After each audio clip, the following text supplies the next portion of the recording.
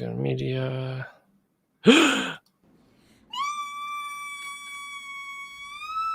Grazie, signore. You have to be joyful as Catholics. Subscribe to this channel and share this video. And true humility is difficult. Women who should be taking care of their home are on chat rooms. Handouts. That's dumb. It's just stupid. Go away!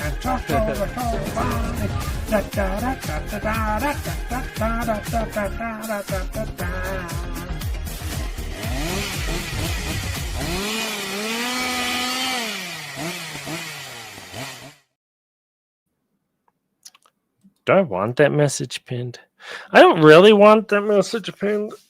It's more like if I know you, please come up. If you want to come up, that is the show today. The Come Up Show, where we do the coming up.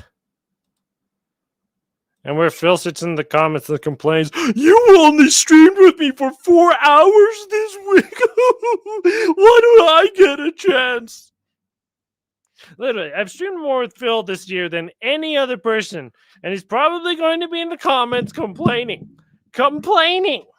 So I wanted to do a stream on viral Catholicism because I think this is a real thing. And I'm over here, the only one talking about this, because everybody else doesn't use the term viral Catholicism. But I think it needs to be talked about. It's where Catholicism becomes the most stupid religion of all time. It's just like, whatever goes on, just do things. Silcast is not we literally have nothing with you, but we are working with partial funding with the Abbott Dan Association. Look at Silcast is its own thing. It does a different format. It's insane. I just happen to be on it every once in a while because I like streaming, because I don't have a life. Go away. Yeah, it's a chill stream. The latest news in the Unum Sanctum is I think there are 2 more religious join up. And I'm getting attacked by this guy. This guy's actually retarded. Okay, never mind. Okay, mute. Okay. It's always fun when you find someone on Twitter who's actually just retarded. Okay. And then we saw this other clip. And this was from Raymond Royal. I don't know who wanted to come up this week or not. I'll drop the link again for people who want to come up. May come up. And for people who don't want to come up, don't come up. So Raymond Royal was watching something, and this was pretty bad. Full song in the world. So this went viral. Hence, it's a part of today's show. The viral show. Well, yes, that's right. The viral show. Isn't Raymond Royal such a fun guy? To go get a... Actually, it's probably not cold enough yet. So we'll let the beer sit in the freezer for a second. So we have viral moments of Catholicism. Well, would these viral moments be deep truth-telling moments, or would they be obviously these really retarded, stupid Protestant heretical moments that you can find anywhere in the Novus Ordo Church? Just look. And then the Novus Ordos are out here on Twitter going, yeah, let's blood sport on the Protestants. You're like, you're the same group of people. The Novus Ordos are no different from the Protestants. I know, and Kaczynski. Oh my goodness, don't get me started on Kaczynski. Like, can we get more retarded grown-ups in the Novus Ordo who just want to scream and be like, you're offending me with your thinking. I'm offended. And I don't want to hear this thing about people telling me I'm not charitable enough. I know Kaczynski. I've DM'd with Kaczynski. I've read Kaczynski's article before. And then James Green is like, oh, you're not being very charitable. It's like, what do I got to do? Chop my arm off and give it to him in order for me to start a dialogue, in order for me to be charitable with someone who's publicly not been charitable to me? for 6 months. Oh, I guess it's all my fault because other people have emotional issues. It's all my fault. Went viral on Instagram this week, calling John Lennon's 70s hit An Ode to Atheism, Imagine, the most beautiful song in the world. Bishop Antonio Stagliano said, and he said on Instagram, I'll read this to you, let's abolish religion, let's abolish God, let's abolish heaven. Who says that? John Lennon in the most beautiful song in the world, Imagine. So that's going viral in Italy, apparently, or in Instagram. Oh, hey, Tuck, how's it going? Yeah. Like, why don't we just be gay? They should just be the Nick Cavazos. Let's be gay and do crime over and over again. Like, what's the difference? Hey, I was listening to I Can Only Imagine. Oh, it's the most beautiful song ever. Aren't you 40 years late to saying that? Yeah, and I had to say, Thaddeus Kaczynski, it takes like 5 seconds to realize that that guy is a total retard. And I don't know, like, if James Green was trolling you or something, like, because he usually says every time he does something satirical, he has to say it's satire, which, like, that's not going to help the medium IQ crowd that is still not going to be able to comprehend satire. So I don't know why, like, this is satire, guys, check it out. It's like, well, they're still not going to understand it because they're, like, they're retarded. They're not going to, they don't know, like, they're still going to think it's serious. But yeah, like, there's some sadies who need to tell you it's satire, though. So, as even I was turned into a midwit with a post from a secret on Twitter. There's like a random fake quote from Benedict XVI that sounded like it could have been real, like in an off comment, and then it was like, guys, it was satire, and I was like, oh. So some of us do fall for this. But yeah. It's this thing where, so do you know how what trolling is performative? It's performative manipulation of other people for someone else. It's like this weird for the third party. That's a lot of what these viral videos are going to be. It's like, does this bishop actually think John Lennon's Imagine is the greatest song ever, or is this him knowing that this is going to get a positive reaction from someone else from the reactions by them watching reactions to his content? Like, yeah, we're at such a state where this is so normalized that this whole everyone becoming Catholic, everyone doing Catholic content, all this stuff is just going to keep happening because it's now built into the culture. It's been here for years now. Yeah, well, anti-Pope Leo and all the like really gay bishops, they're definitely trolling.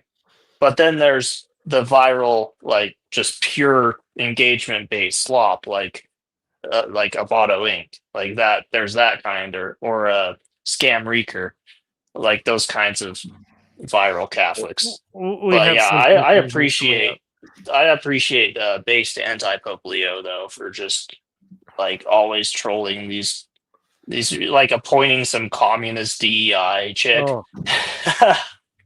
That's awesome, man.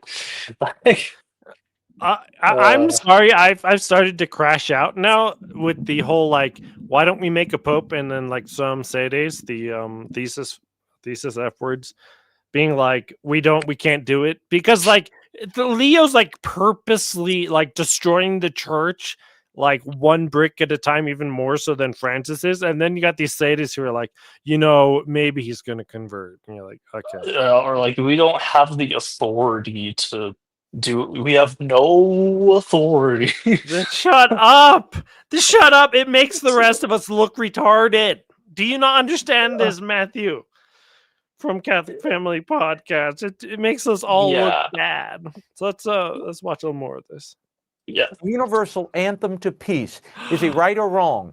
I, a bishop of the Catholic Church, tell you John Lennon is right, because John Lennon is saying that in order to have peace in the world, we must abolish the kind of religion which I must kill or die for. I do not want a heaven for which I must kill or die. I do not want a God for whom I must kill or die. Yeah, then go to hell. Like, who cares? Yeah. Just go to hell. Hey, God, I don't like you and I want to go to hell. Okay? Okay. Granted. It's like, wow, Yeah. you sent yourself to hell. Congratulations, you stupid Italian modernist. Wow. Yeah, it's like you better be willing to RKD for the triune God, or you're getting your ass cast out. You're like, what is this guy even talking about? I don't know if anyone's actually showing up to this stream who wants to come on. If you do want to come on, this is the friends of the Sadie Picante show can come on. We'll let Phil on later, but we don't want it. We wanted him to not come on right away, just in case like any conversation actually happened, because then it's bad to have Phil on. But it's like, hey guys, I want a religion where I don't have to work for my salvation. Okay? That's called, like, go worship grass religion. Just go do it then. Get out of the Catholic Church and go worship grass. Like, why are you changing the Catholic religion to be like, oh, I need to be a liberal retard? What's the point? I think I'll take the liberal retard perversion of Catholicism. I'll take that over the conservatard version of Catholicism any day, because it's like the liberal version. You can go to Notre Dame and get drunk and snort coke and watch the football games, and then in the conservatard version, it's like you're basically Andrew Wilson of Catholicism is the conservatard version of like like you're gonna go like get with some chick that had a bunch of kids with other guys and raise those kids, and you're so virtuous even though you can't open a jar of pickles. Conservatard Catholicism, because at least you're anti-feminist. It's I'll take the libtard version. Oh, wait, let's do the next video. Because I just found a bunch of videos that annoy me like tremendously. So the Pope does TikToks. I don't think that the Novus Ordos really understand how retarded they've made their religion.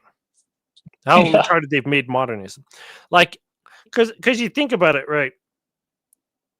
The Latinists are like, you have to genuflect to the king, to the human being. In addition to the popes, in addition to the sacred, species. And now we're doing TikToks with the Pope.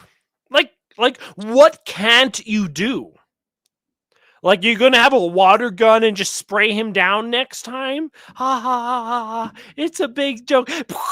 Like, what's off limits? Yeah. Did they do water gun quote baptisms during coronavirus? Was that a thing? Probably. Were those invalid, or they probably were, huh? Well, if the water, no, they probably were valid, because if the water's pushing against the body at the head, right, the temple, and he's saying the words, then it's valid, right? It might be a better way for Novus Ordos to do baptisms because they can't figure out any other way. Anyway, 1,000 young Catholics from the Archdiocese of Genoa convinced Pope Leo to do the viral 6-7 motion. Oh man! The group made the pilgrimage to Rome in preparation for the sacrament of confirmation.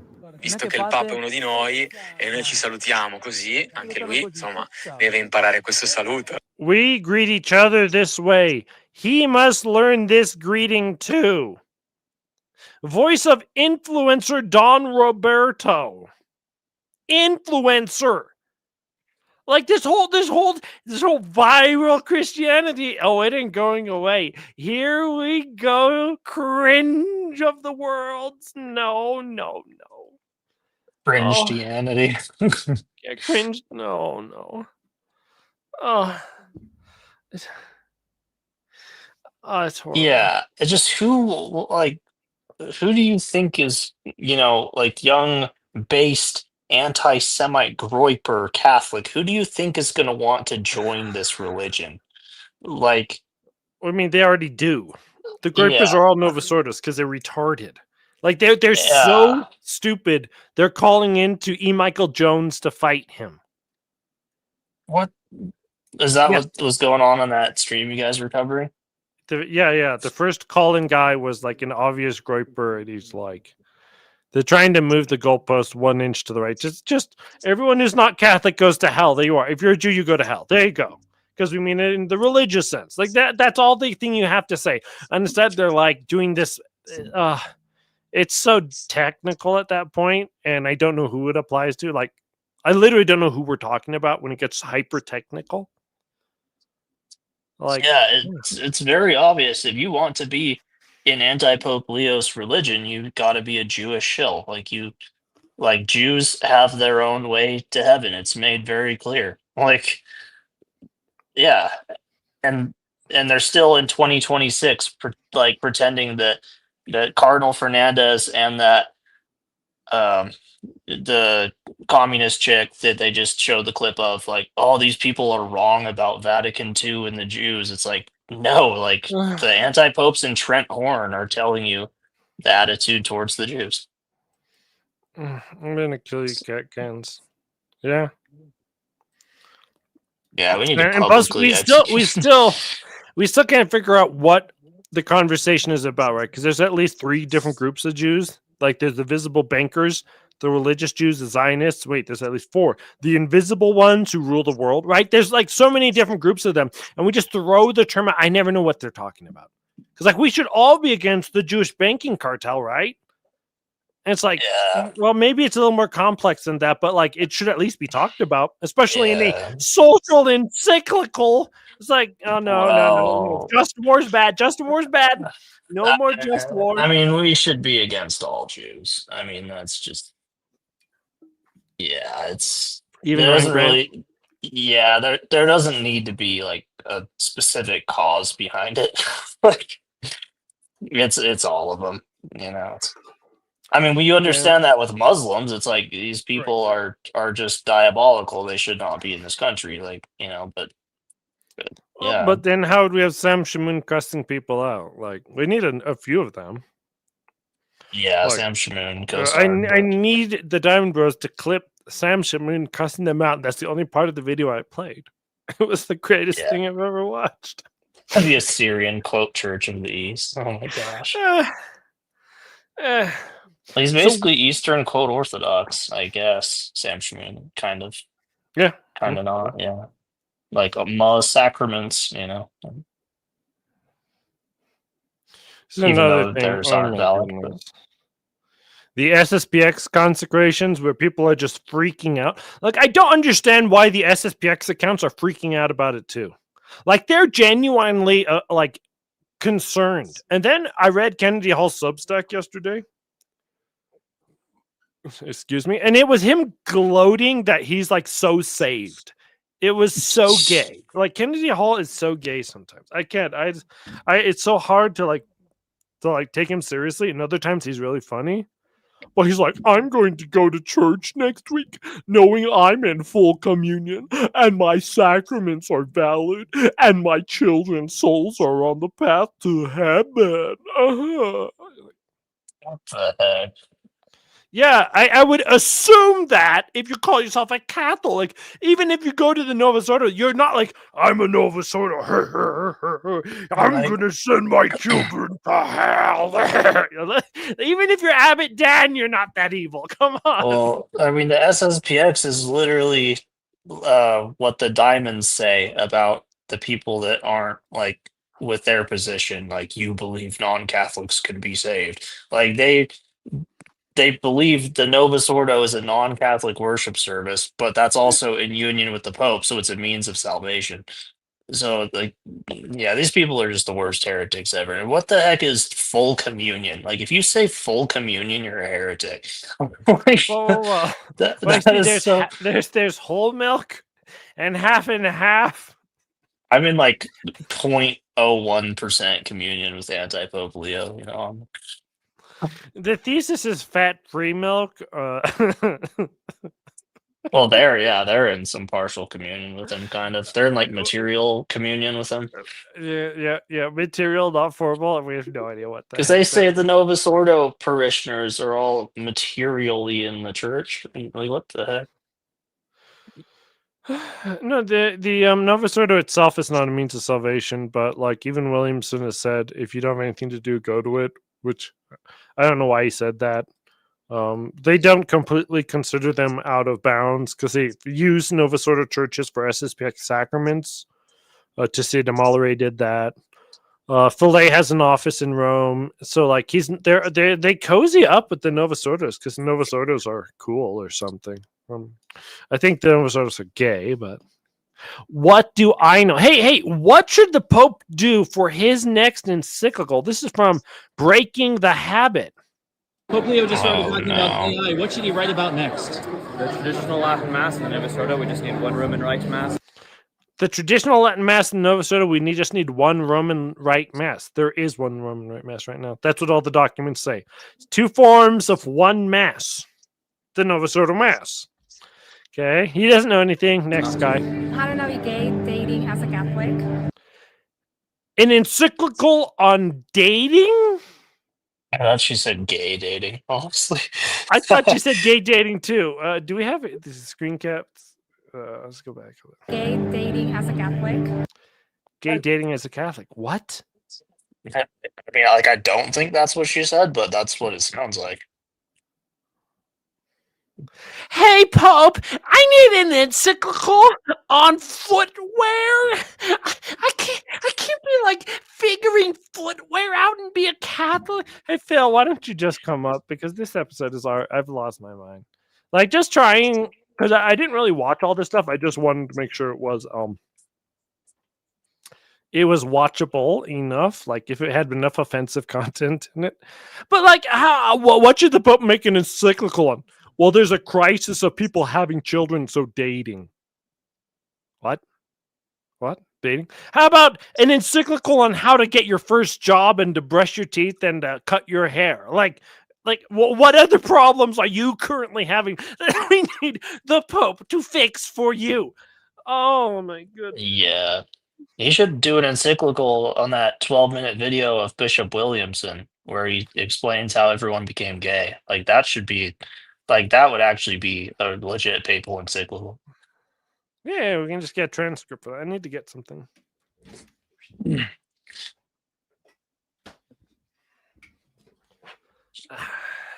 we go. All right, let's see what the next person says. And how do you discern singlehood? How do you discern singlehood? What? Oh. How do you discern being born? I need someone to teach me, like, should I be born today or not? Like, I gotta discern this. Should I eat dinner tonight? Like, I was thinking maybe, like, I just didn't want to eat anymore. Oh. Yeah. And thanks for breaking the habit. I would love it if Pope Leo talked about dating apps. If he talked about dating apps? Does any woman at this conference or who's ever doing this ever think about anything other than relationships? Yeah, this is crazy work, man. This like I don't know if this is purposely edited a certain way, but like, hey, what do you think God should fix in the world? My single life. Are you sure that's not what you're supposed to be doing? Yeah, if any of these people had one Catholic thought in their entire life, like,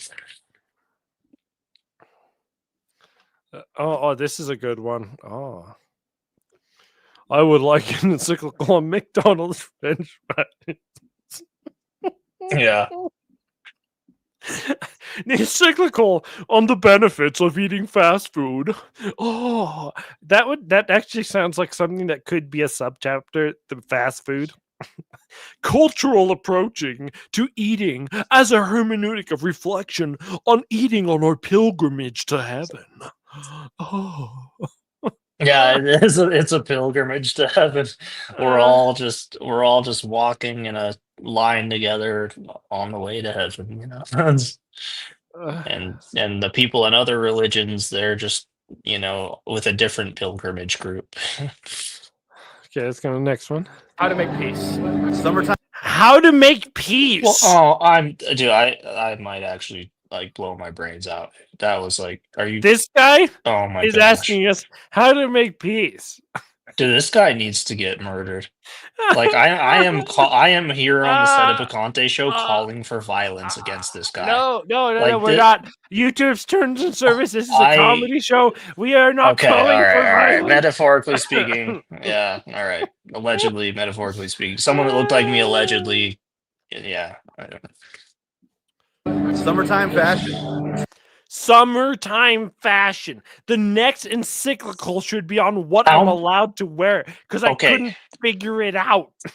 How many people did this guy have to talk to get these answers? Like you would think like 300. You would have to talk to like 300 people to get these answers. This is probably half of the people he talked to.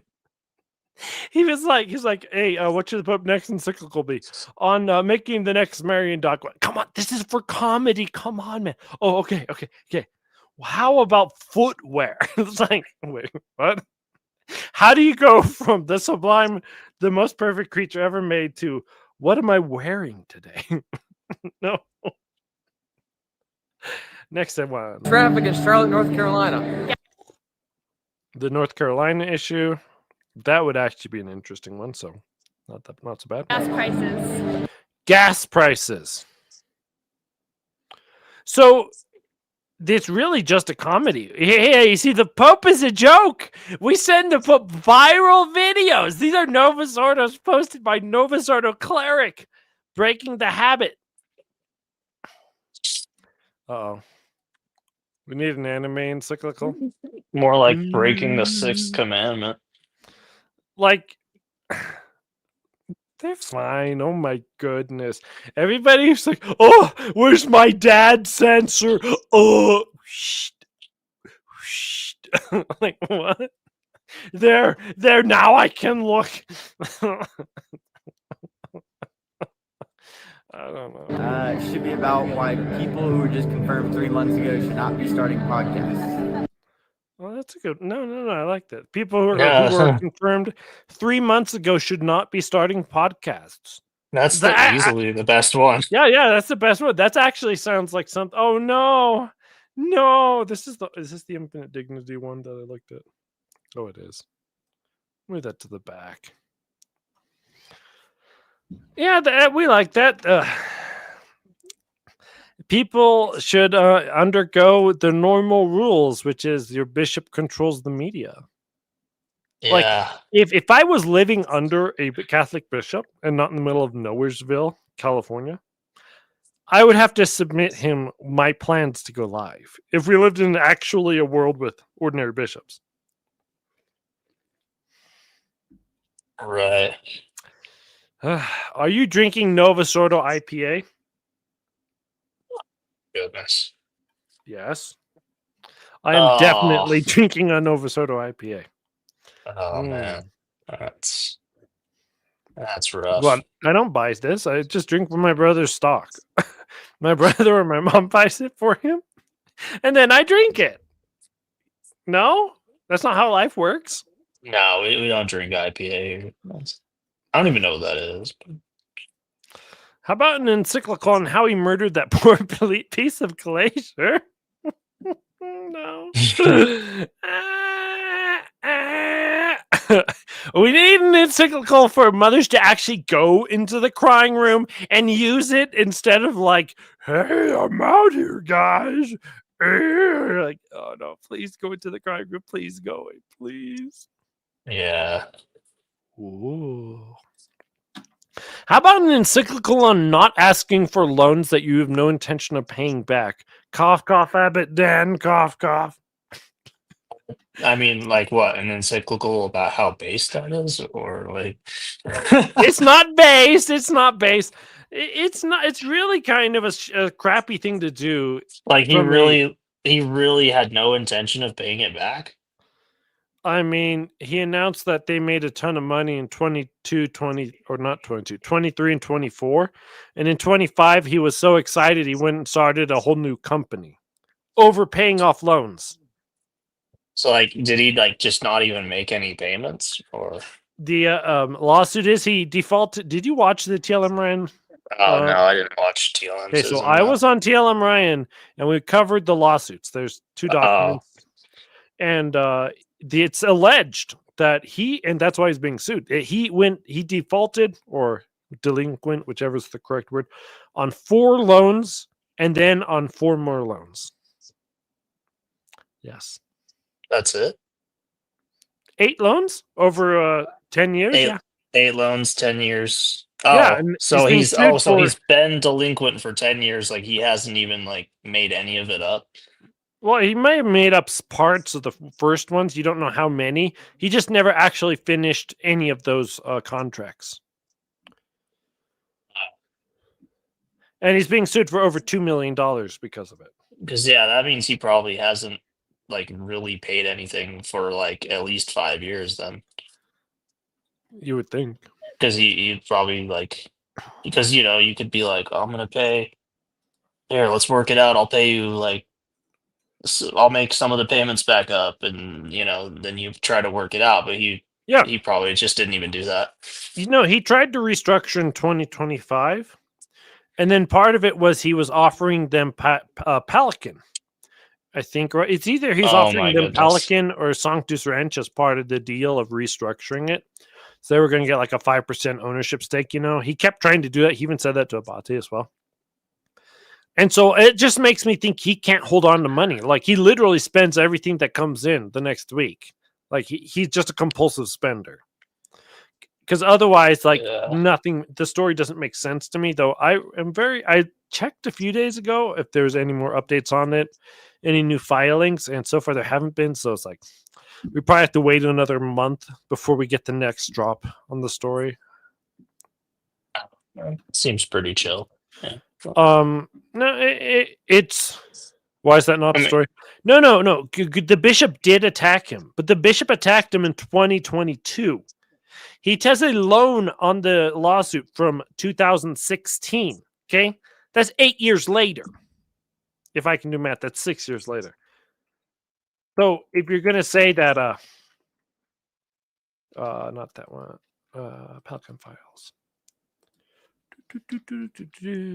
Wait, so all these together were $2 million.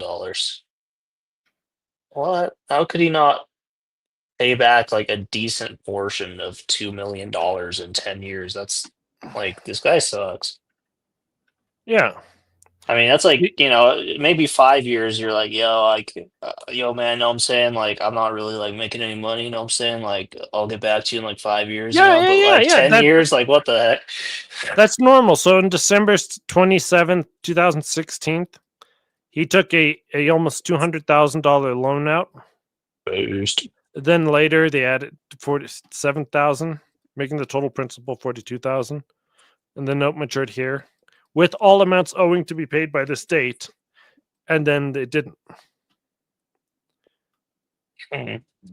So, if someone's suing you for this, usually they actually have the facts. That's why you sue in this particular way and why you present it in this way. But do you want to go to the beatboxing nun now? Oh no. Sure.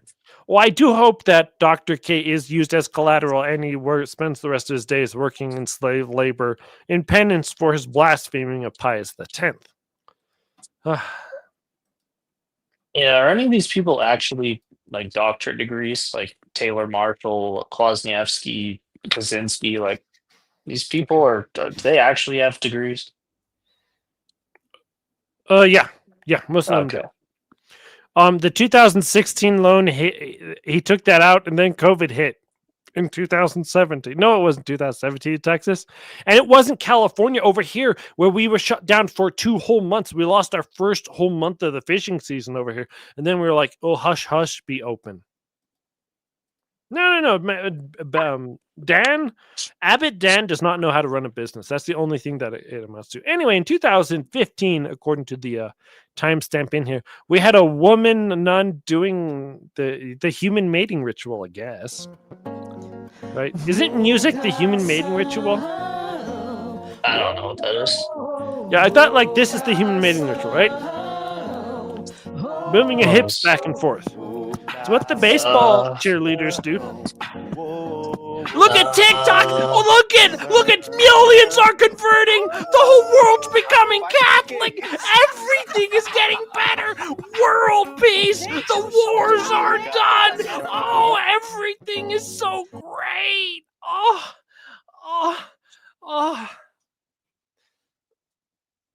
Yeah, I don't know how I don't know, like how I persisted in joining the Novus Ordo despite like all this crap. Like I don't know. Well, it's because I just didn't believe it. I just didn't believe it was real. Like they're like this. No, I'm not going to encounter this stuff in real life. You know, you just like they're the crazies. I just walk on by. But the public face of Catholicism has become a lot of viral moments now. Like, this is actually a thing. Yeah. Wait, now everyone's mad at Our Lady of Pompeii for defending Abbot Dan. Look, Abbot Dan might not be a bad person. He might just be remarkably stupid. It's actually true. I mean, possible.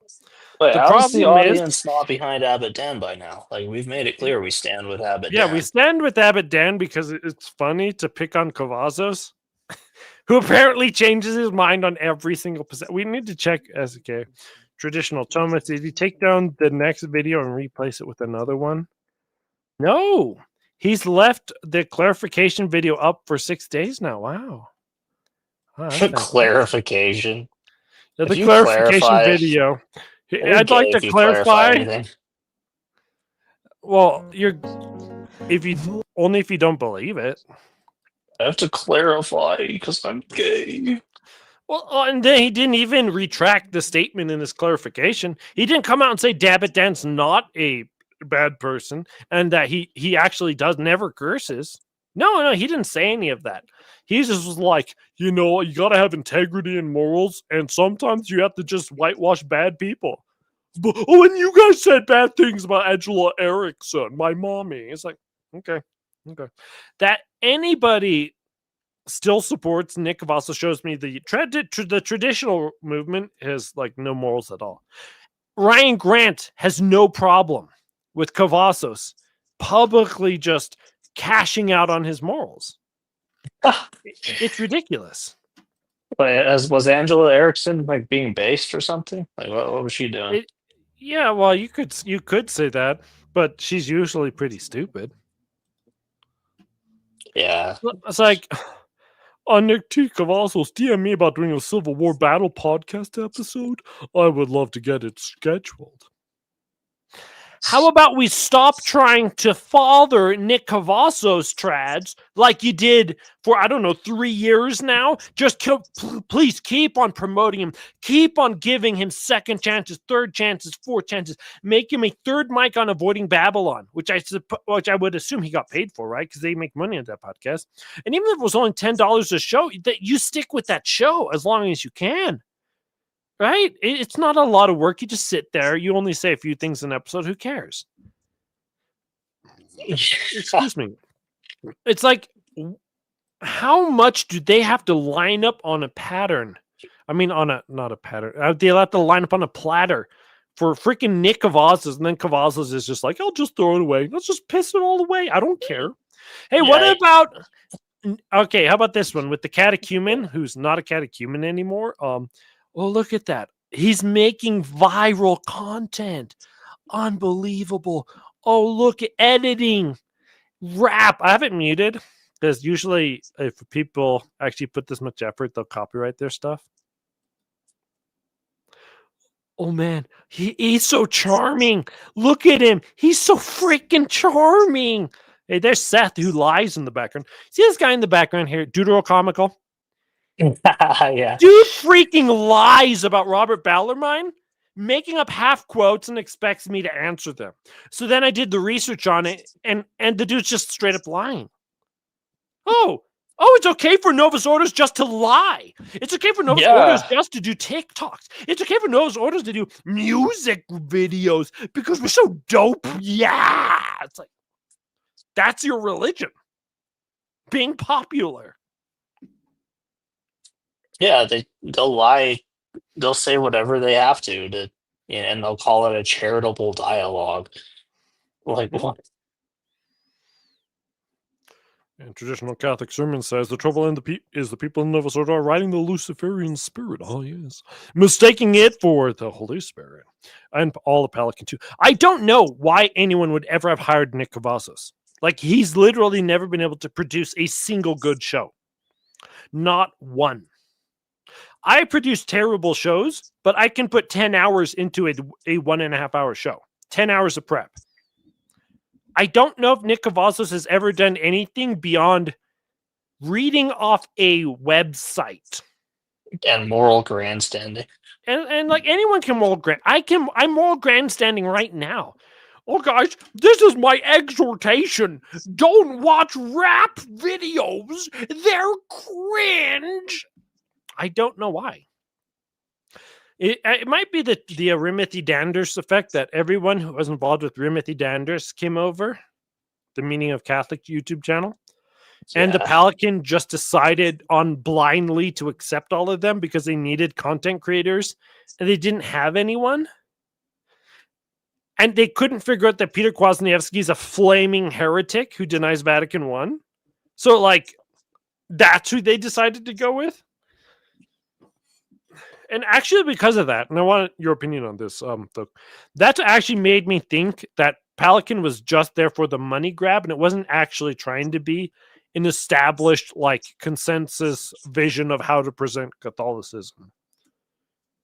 Well, yeah, of course. That's what all of this is. It's like these people are pushing counterfeit Catholicism because that's what they want to do for money.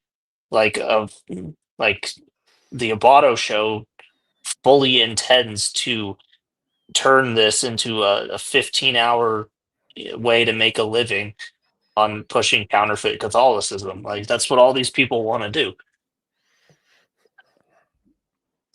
Yeah, but you see, what didn't make sense to me is, like, they tried to get Brian Holdsworth, Anthony Stein, Brian McCall, Anthony Abate.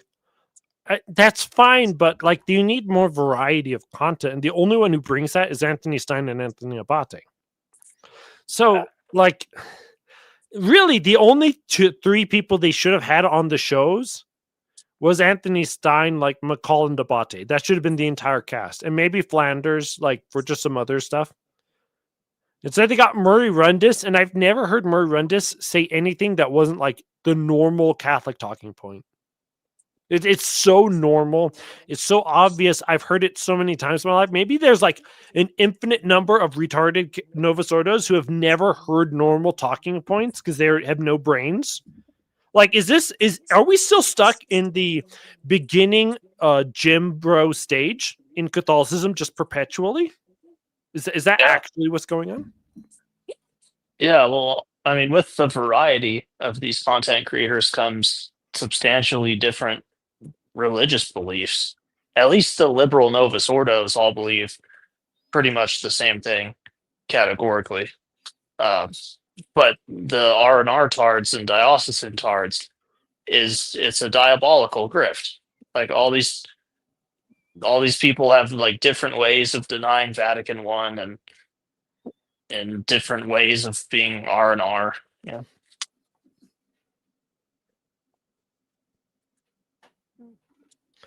Yep.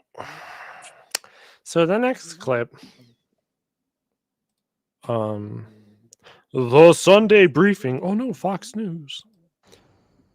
A new generation is making faith go viral. Gen Z Catholic influencers are turning TikTok and Instagram into digital pulpits, helping the church feel relevant again. Helping the church feel relevant again. this is like the world's worst thing you could do for Catholicism, because Catholicism is supposed to be the hinge, and it's stable, and the entire world swings back and forth, and eventually you find that you want to be as close to what is stable in the world. And so we're being relevant. Yeah. Okay. Is this why we have well, not this one. Luce, yes. So this is from the Iron Inquisitioner, right? He's like, oh, I'm that guy, Baldwin, right? Yeah. The King Baldwin IV, who's like actually badass. Then, look at, I'm Luce, and I'm dancing. I'm doing the male sexual partnership. Look at me. I'm doing the mating ritual. It's like, oh, why? Why is this Catholicism now? We're so cool.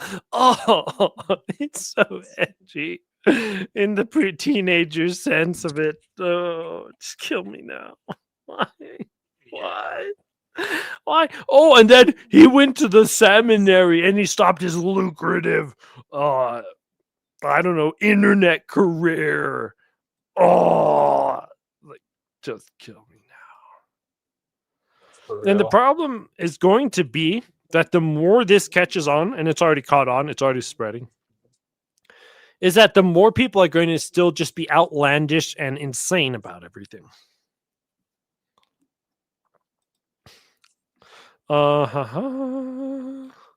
Pelican was supposed to be a counter-establishment without understanding the nature of platforms and the structures of control, kayfabe.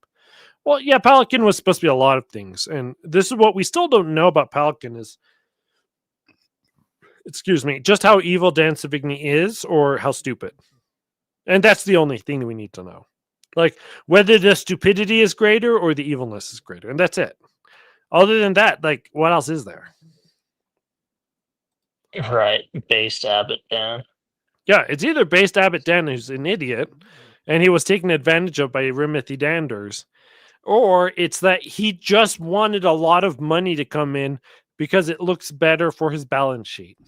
Danders definitely robbed him. I mean, you're talking about the guy that copy wrong struck us a year ago and still hasn't made reparation for it. Like, I wouldn't trust that guy with $1, dude. Like, that guy definitely orchestrated this whole thing.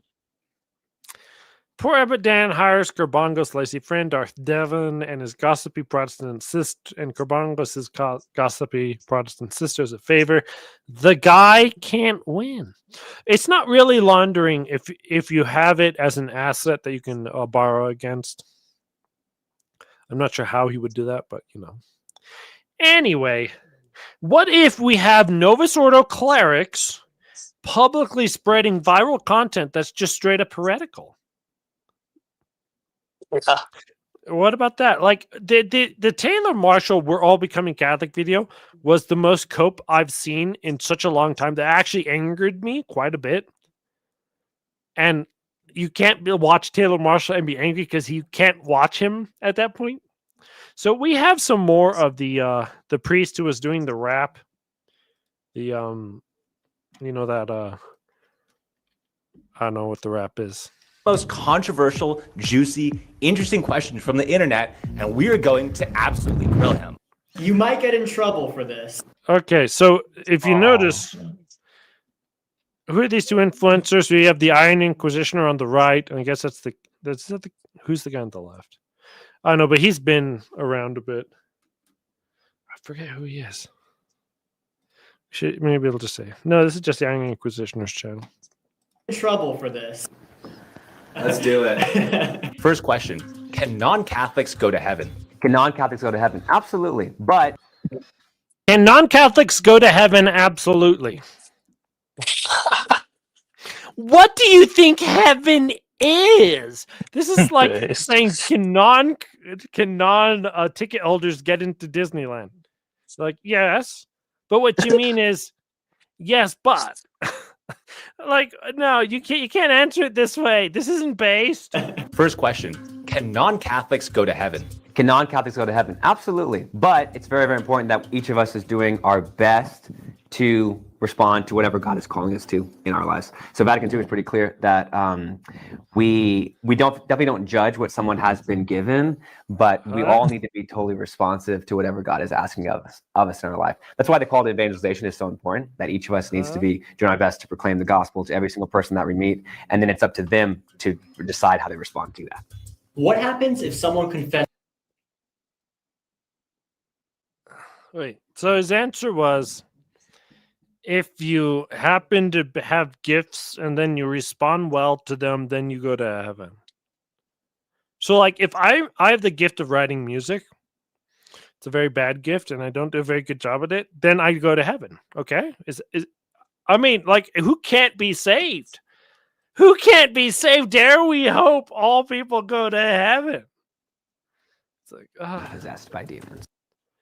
Oh man, it's things like that. Okay, clip it. You made the clip.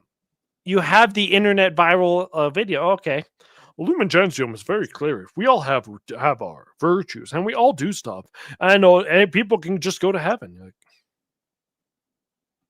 what? Hey? Oh man.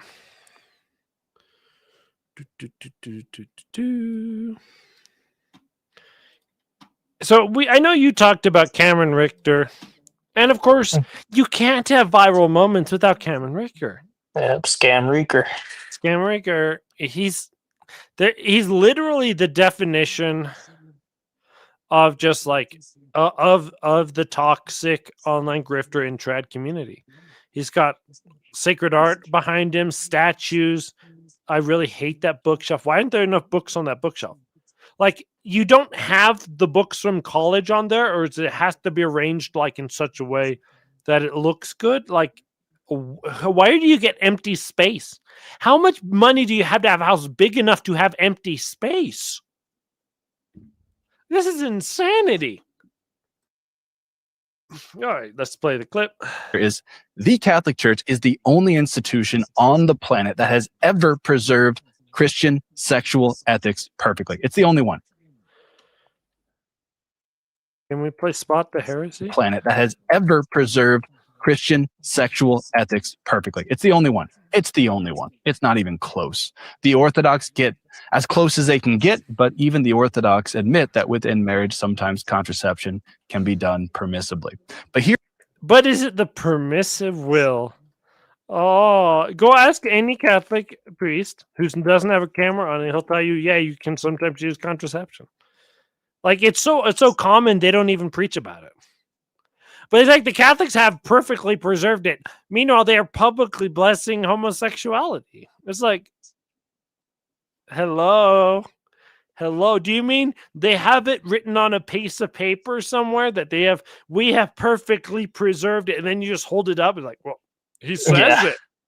Like, this is the level of argumentation we're at with the Novus Ordos. This is why, like, I agree with Stephen Cox when he told me that part of the problem with this whole online thing is some people just shouldn't be responded to.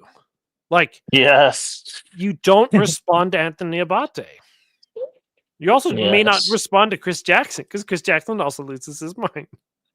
But, like, you don't respond to Cameron Ricker, whatever his name is. I can never figure that out. Riker? I think it's you just confused me. I just forgot it because you keep saying it wrong. Riker. I think it's Richter. I always thought it was Reeker, but I guess it's Riker. Contraception. Oh. And then it's Reeker, Scam Reeker, because he reeks. Scam Reeker.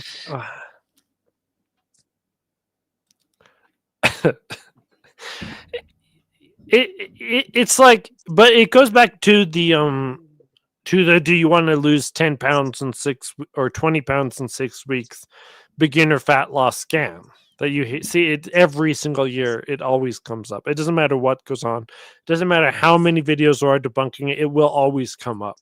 There's a new study saying you can target the belly fat. Yes. It's like, yeah, that's all Catholic content is too. Half of the content on the internet is purely there to get clicks. It's like half of all the Catholic content, the Novus Ordo content in Novus Ordo land, even in Sadie land, like my content is just there to get clicks.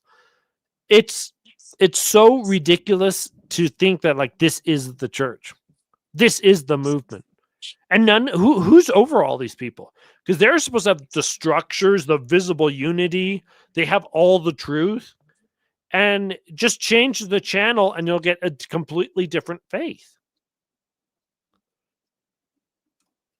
Do you want to say something? No, that's don't respond to R and R's. Yeah. I know, right? I do, because I'm dumb. I shouldn't. What's the issue between Cox and CDP? Is it sort of joking? The issue is that I'm an anarcho-capitalist and he's an integralist. Other than that, I don't really care, and it's not really interesting to me, and I think it's the same for him. I'm not that interesting to him, and he's not that interesting to me.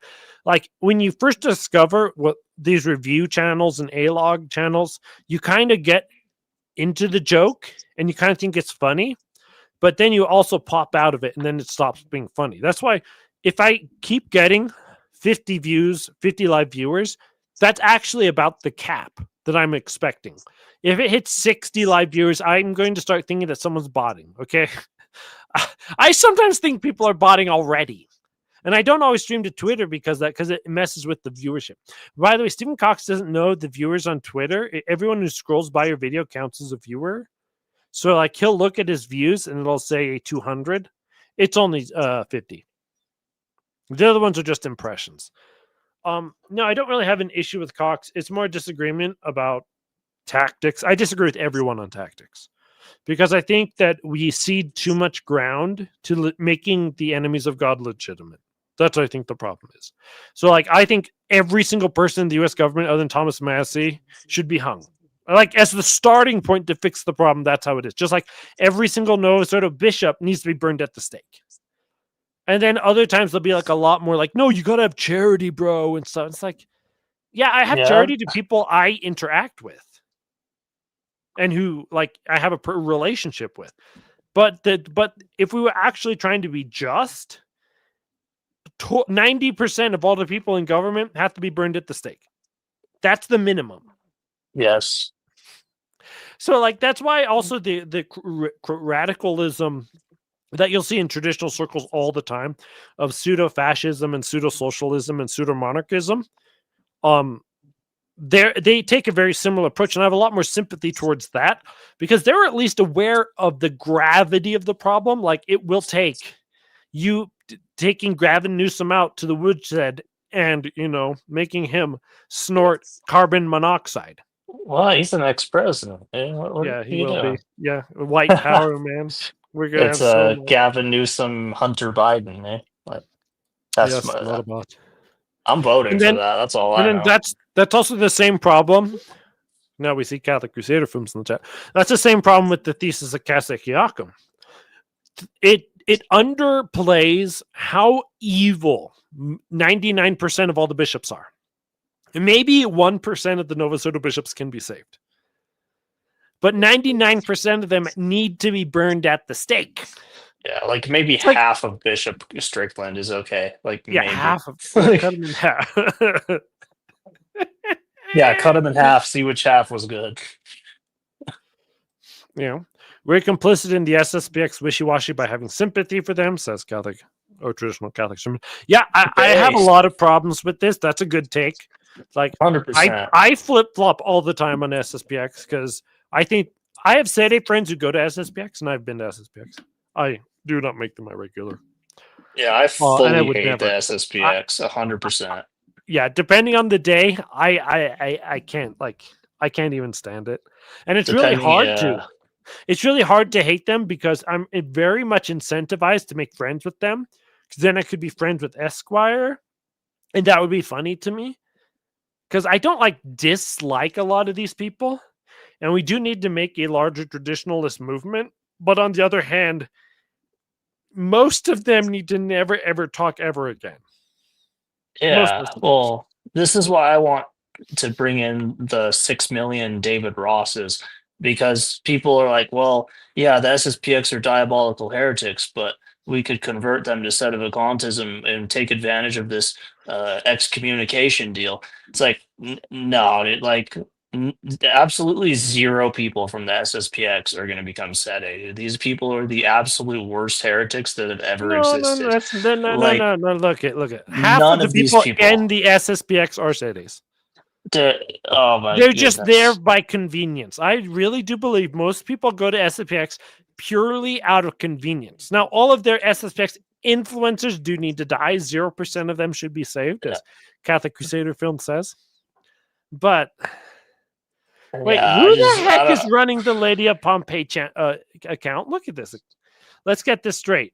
Carbongos is an idiot. Devin is an idiot. Kennedy is an idiot. Angela needs to learn her place. Gustavo is drunk attacking Sanctus Ranch. But should we attack Dan? Yes! 100%, because he's a bad businessman. No one takes out loans with a negative cash flow, meaning he's never able to repay them, from other Catholics, because that is using and abusing Catholicism for his own selfish ends. Also, in 2024, his company brought in $1 million. He's being sued for $2 million. Okay. I'm with Pompey on this one. No. Freaking Sailacast. Have you ever taken out a loan for $1 million? It's not about the check being in the mail. It's that I can't hate. I don't have enough hate in my heart for the SSPX because I hate Cameron Ricker, the schlicker. Like every Cameron video I watch, I get physically angry. And the SSPX, they're like that annoying friend that you didn't like in college, but he's preferable to everyone else. Like please, I'd rather watch SSPX content than Taylor Marshall every single day of the week. It's just that my job, I consider part of my job to watch Taylor Marshall. Like, it has to be done.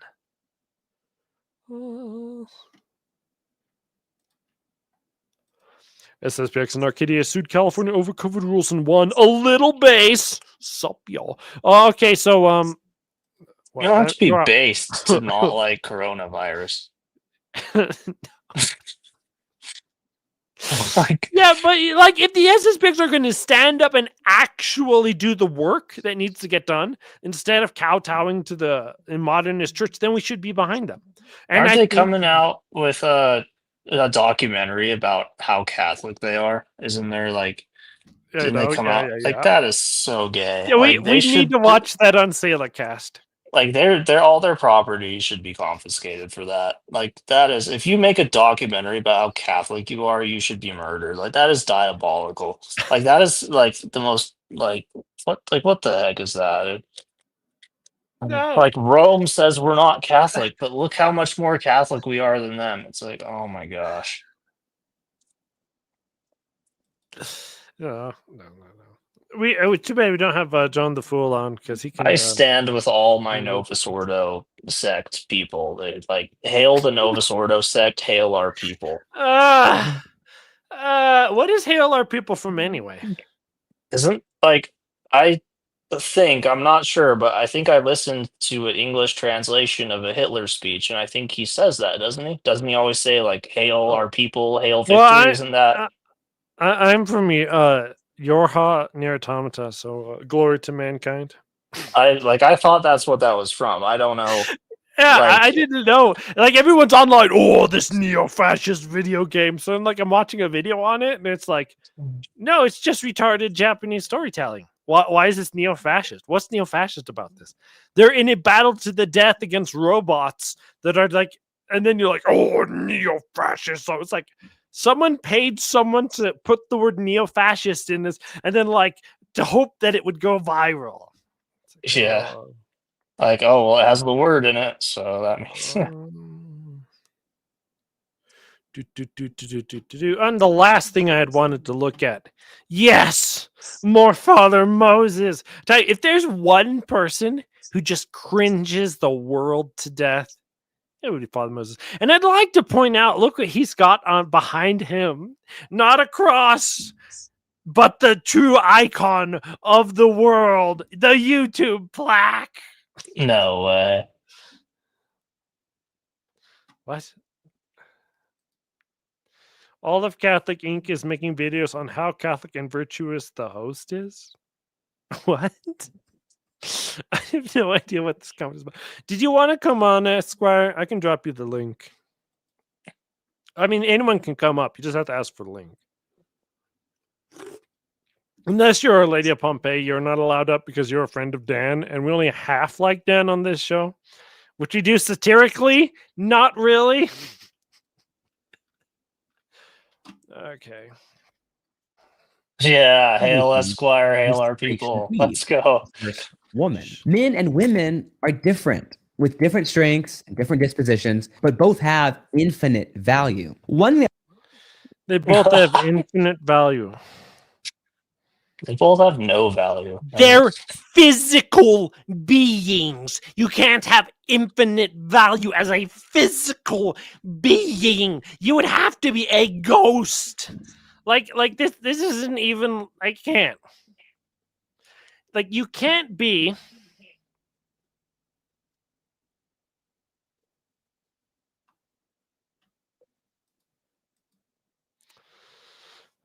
Father, Son, and Holy Ghost, whoever eats the fastest gets the most.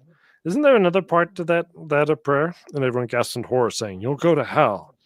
That is actually a great part of that film. You're like, boys will be boys. This is the example of boys being boys. Yeah, Pelican actually had plans to pretty much replace the entire church online. That's how I understand it, because they had books, dramatic readings. They're trying to do entertainment video series, a social platform. It's like Pelican, I think they kind of lost vision of what they were trying to do, and it became this Dan Savigny becomes the Pope. That's what it seems like to me. And if every time I watch him, he looks like a little munchkin, and it's ridiculous. But the idea that men and women have this infinite value is the most liberal nonsense idea of all time. I can't stand it. Like, can we just get back to they're just human beings and they do right and wrong things, please? Please? Well, yeah, everyone has to fill the void and the vacancy. You know, they have to be the Pope. But why does everyone have to be the Pope? Tread. Hail Rad Tread, hail our people. What's up?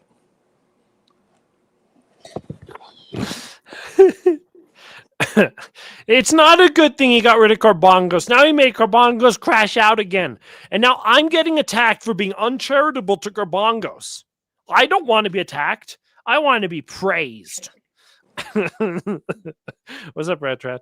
What's going on? Oh, that was it. Just wanted to do part 2 of the Thursday show, which was, slightly discussing viral Catholicism. And I thought it would be interesting to just look at a few more examples of just how retarded viral Catholicism is. Like, it should be virus Catholicism at this point. Get your vaccine against this form of Catholicism, man. Venereal Catholicism. Ooh, yes. Let's do it. The biggest thing, it's unbelievable to me, because some people will look at this and be like, this is what we want. We just need to refine it. When I was in college in 2009 era, I remember several conversations I had with people being like, we need to go viral. We need to have music videos. We need to get these hot, charismatic people in music videos, but Catholic. And I just tell these people, like, it's a terrible idea. And now we're seeing it play out. And what do we have? We have the catechumen, who's now a full-fledged Novus Ordo, but he's a catechumen.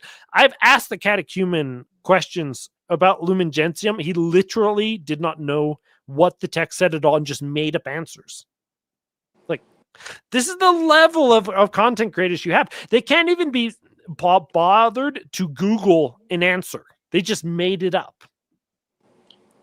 Who is this catechumen? Is it his own show, or I have no idea who this dude is? He's but my guess is most converts listen to a lot of like Catholic Answers, and that's their sphere of what they know about Catholicism. Is my guess. I think many aren't even aware of anything outside of that show, pretty much, or EWTN, or you know what I mean. Yeah, it's Brandon Cook is Immaculate the Heart catechumen. Radio, or whatever they call it, like all those like Novus Ordo radios and TV shows. That's mostly what people know. Mm-hmm. Yeah. Yeah, so it's low information Catholicism with viral videos. Like, if you were a PhD, though, you shouldn't be happy about this. This is like a huge problem for anyone who's professional. This is the antithesis of being a college professor. And then Taylor Marshall was praising it. Like, this is a huge problem. Yeah, I wish that I wish the conference would just keep quiet for a while. To be honest. Well, I wish they would just know things. Like, I don't think it's bad that converts talk. It's bad that they preach.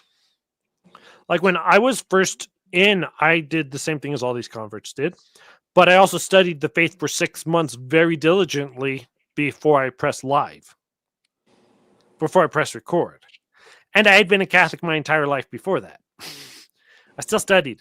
I still had to read stuff. In fact, half of my first season was me reading off of Novus Ordo Watch. Yeah, it's just. I think it's tempting, though. You know, it's tempting for the new converts to do that. I mean, I'm a convert too. I get the desire, but I just wish they would teach them to just step back. You know, what's up, Catholic Crusader? Yeah, I do agree with the Sanctus people bullying Nick. Like, apparently, Devin said that Brian McCall called him up and told him to take the video down. Or it could have been Timothy Flanders, because those two are our buddies. But the fact that happened is so bad. It's so bad. Because Nick in his video did the normal autistic Nick thing where he's like, in my opinion, I didn't like these people. It was a non-video. It was so bad. I don't know what his point was with doing it. He wasn't really exposing anything. I don't know what it was about, to be honest. What his point was, but I'm not surprised he took it down. I mean, that's what he's been doing. So. Yeah, he takes down content all the time. It really is like a huge red flag. Like, we've all been there. If you were in your 20s and had a bad breakup, right? Yeah. I don't know if that happened to either of you too, but it happened to me, and I was cringe and a horrible person for several years. It's like, yeah. You don't magically get to change human nature just because you're an influencer. It doesn't work that way. Is Took still here? Yeah, they'll kill our people. I've been off Twitter. I've been off X. I mean, not really off. I haven't been watching it, so I don't know what the recent drama's been going on. They've been talking about the not conclave on there. What's the update? Not really. I mean, we just had our celebration. Like, was that last week? Yeah, nothing much has happened since then. Welcome to the show, Catholic Esquire, one of our many mortal enemies. Thank you. Yep. Hail Catholic Esquire. Hail our people. So what is up, Catholic Esquire, with like the random attacks on tradition that like it's all a death cult, and if you're not submitting to Leo while actively resisting him, then everyone's just going to hell? Like, doesn't it feel like that was actually what Matt Gasper's video was trying to do? Well, say that again. Say your question again. I'm sorry, I was getting set up here. What was the question? Does it seem like Matt Gasper's and the RNRs in general lately have been on this rampage that if you don't accept Leo as Pope, you pretty much are damned? And like, from all the people who actively resist his authority, contrary to Vatican II and the pre-Vatican popes. Oh yeah, but that's been the way since his election last year. But it's ticked up. It's ticked up in the last couple months. I don't know. They're digging in. I'm not sure why. Some sort of other memo went out. They don't like when I say that. You know, it feels that way. Yeah. I don't think it's probably a real like memo, but it's pretty much, yeah. And I wouldn't be surprised if they all talk to each other. They probably have text messages. They're all in the same chat and that kind of stuff. You know, that's where the memo is. But, you know, yeah, it's ticked up in the last couple of months. I'm not exactly sure why. Someone said something. I think last time it was Cardinal Burke telling them, hey, you guys got to shut up. I'm going to have the traditional Latin Mass here in St. Peter's in November. It's going to be so based. It's going to be so great. and everyone's gonna love it. And then he has the TLM on the same day that Leo's across the street having some synodal mass with a bunch of homosexuals. It was like on the same day that Cardinal Burke was having his. The whole thing was just a total disappointment. Yeah, and I don't know why it's such a bad thing for the SSPX to make their bishops anyway. Like, is this the narrative that traditionalism is the 1% and we don't need to pay attention to it, or is it the most important issue going on in the church today? I can't figure out which one it is. It wouldn't have been that big of a deal. Well, it shouldn't even be that big of a deal, honestly. I mean, a lot of groups making bishops. So SSPX isn't the only one making bishops without permission of Rome. I mean, that's what so cracks me up. Everyone says, "Oh my goodness!" Oh, you got the Novus Ordos over here complain about it. You have the Sedes over here complain about it. I'm like, everybody's making bishops without permission of Rome. SSPX does it, and the whole world's falling apart.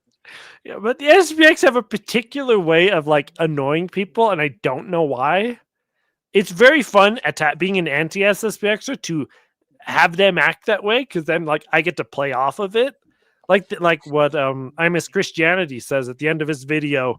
And in one day, every single priest and every single bishop will be from the line of Lefebvre, and like Father Geckel's in the chat just like rolling his eyes out of his head, like he couldn't even believe that someone would say this. But like, it's that pompous, like I like that about the SSPX, because I know that's aimed at Novus Ordos. Yeah, I mean, I don't know. They're not. People just think stuff about these priests and the SSPX that really aren't true. I mean, these guys they really do just, most of them mind their own business and try to do their own thing all day long. They don't, you notice they don't have really their own YouTube channels. They don't host they have a podcast, but they don't have these, the ones like that priest you just had on. I mean, yeah. Oh. That's terrible. By the way, thank you for the video on that Thaddeus Tad. Oh my God. What is wrong with that guy? He's the worst, the dumbest troll in the history of Catholic social media, and he trolls everybody, and he has no idea what he's talking about. He can't write. No. At least with Chris Jackson, it's comical because he keeps repeating himself and trying to ramp it up, and I think he mostly fails. It's like there's a humor to it, but Thaddeus was just angry, and the angrier he got, the bigger the words were, and it just like. You couldn't then read it quicker. You actually started to read it slower, and you're like, why is this grammatical structure this way? Like, did he text the more you read this stuff, you get dumber. Even the bigger words he uses, you get dumber. Yeah, I don't yes. A Catholic Esquire, at the SSPX chapel you go, now the consecrations are coming up. Have there been more talks about that, or have been any kind of I don't know, but any kind of ramping up of it or preparing people for it or whatnot? There's been a few, it's not like every week that's all you hear, you're inundated with it, but there have been a few sermons that have discussed it and addressed it. And then they typically just, if Pagliari puts out a statement or something, they'll put a copy of his statement in the vestibule or something. I mean, it's, they're talking about it. They've had a few sessions and things like that for people to ask questions, but it's not like 24/7 every time you walk in the parish there. So they're kind of taking moderation. They're kind of dealing with it. Yeah. Okay. Yeah. Oh, sorry. Keep going, Anthony. No, I was just like, all right, that's interesting. I don't know if it's sort of like a business as usual, but just in the background, this is coming up type thing. It's it's mostly business as usual. I mean, the parish itself is operating just like they always have, and they're making plans for the future and growing and all that sort of thing. And so it's mostly business as usual, and that's just sort of playing in the background. Most of the big parishes are sponsoring, trips for the pilgrimages for the consecrations and stuff like that. So giving you an opportunity to sign up and go if you want to go. But they're not having like consecration parties. not that I know of, or I haven't been invited to one yet. But maybe that'll be next month. Or consecration after parties. All right. I know the bishops are, the current bishops are still going around doing confirmations. I think they're doing one this weekend at ours. So, a lot of it's business as usual. Yeah, it's not this whole YouTube Stephen Heiner domination of city content where we're like, you got to grab Bishop Sanborn by the wrists and pull him into the chair and have him answer questions for an hour and a half a week. No, not like that at all. And then it ends up backfiring half the time with the content they actually put out. And the rest of the cities over here like, how do we get rid of Heiner? Because this is becoming a problem. Yeah. I heard a stating. I can't remember whose podcast it was, but they were saying there was some problem with Heiner and he was ripping on one of the other groups. It was a couple months back. I wasn't sure what was going on with that, but they were really taking him to task. Other city groups of Stephen Heiner. Yeah. Well, us lay people are part of the problem. I mean, I've said this before, but like SSPX influencers are the reason they hate the SSPX. Well, a lot of the SETI influencers are the reason they hate the SETIs. Like, it's actually just true. The human element that we have is half of the problem. I just want to know how come the Novus Ordos think that 90% of all the content by lay people is normal. It's very strange. But would you agree that there is this weird SSPX influencer cult thing that's like pretty much goes unregulated, I guess? Like Kennedy Hall just is like made himself the face of the SSPX, and I don't think anybody in the SSPX really cares. That's my impression. My impression is very few people in the SSPX really care what Kennedy Hall says, but Kennedy Hall cares. Yeah, he did kind of make himself the man, and I mean, they're not selling his books at our parish, and we have a whole bookstore with a lot of books on there. His isn't there.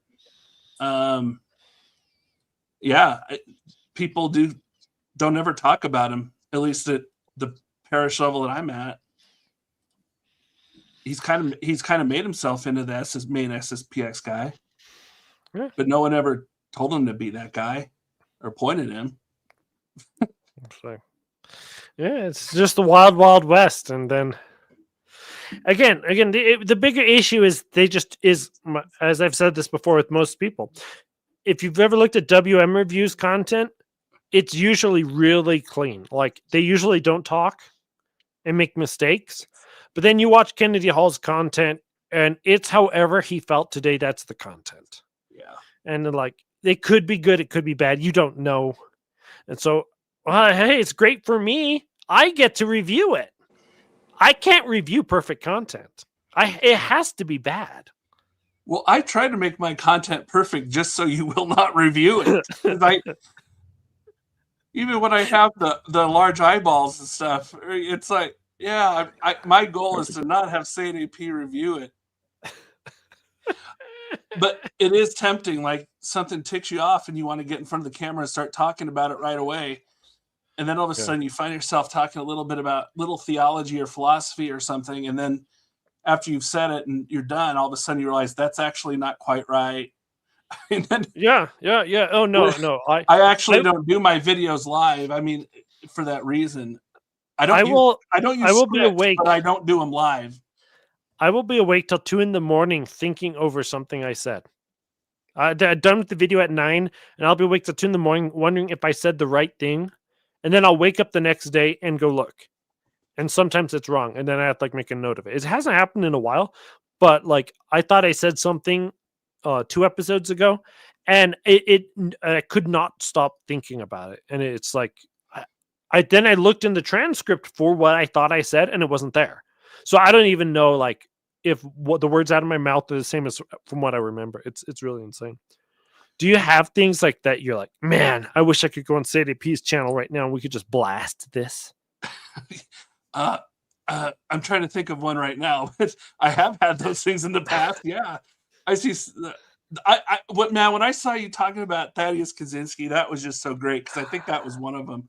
That guy is so annoying. I'm like, he's one of the guys. Like, man, I wish CDP would talk about him for a while. How do you talk about him without losing your mind, though? Like, he's so bitter. He's so angry. And he has a valid criticism. Children should not be your resume to get a job. Followed by 10 more times screaming about how it's not fair that other people have more children. Like, what? What was the point? Like, at some point, content is therapeutic for the person doing the content, and it's not for any other reason. Yeah.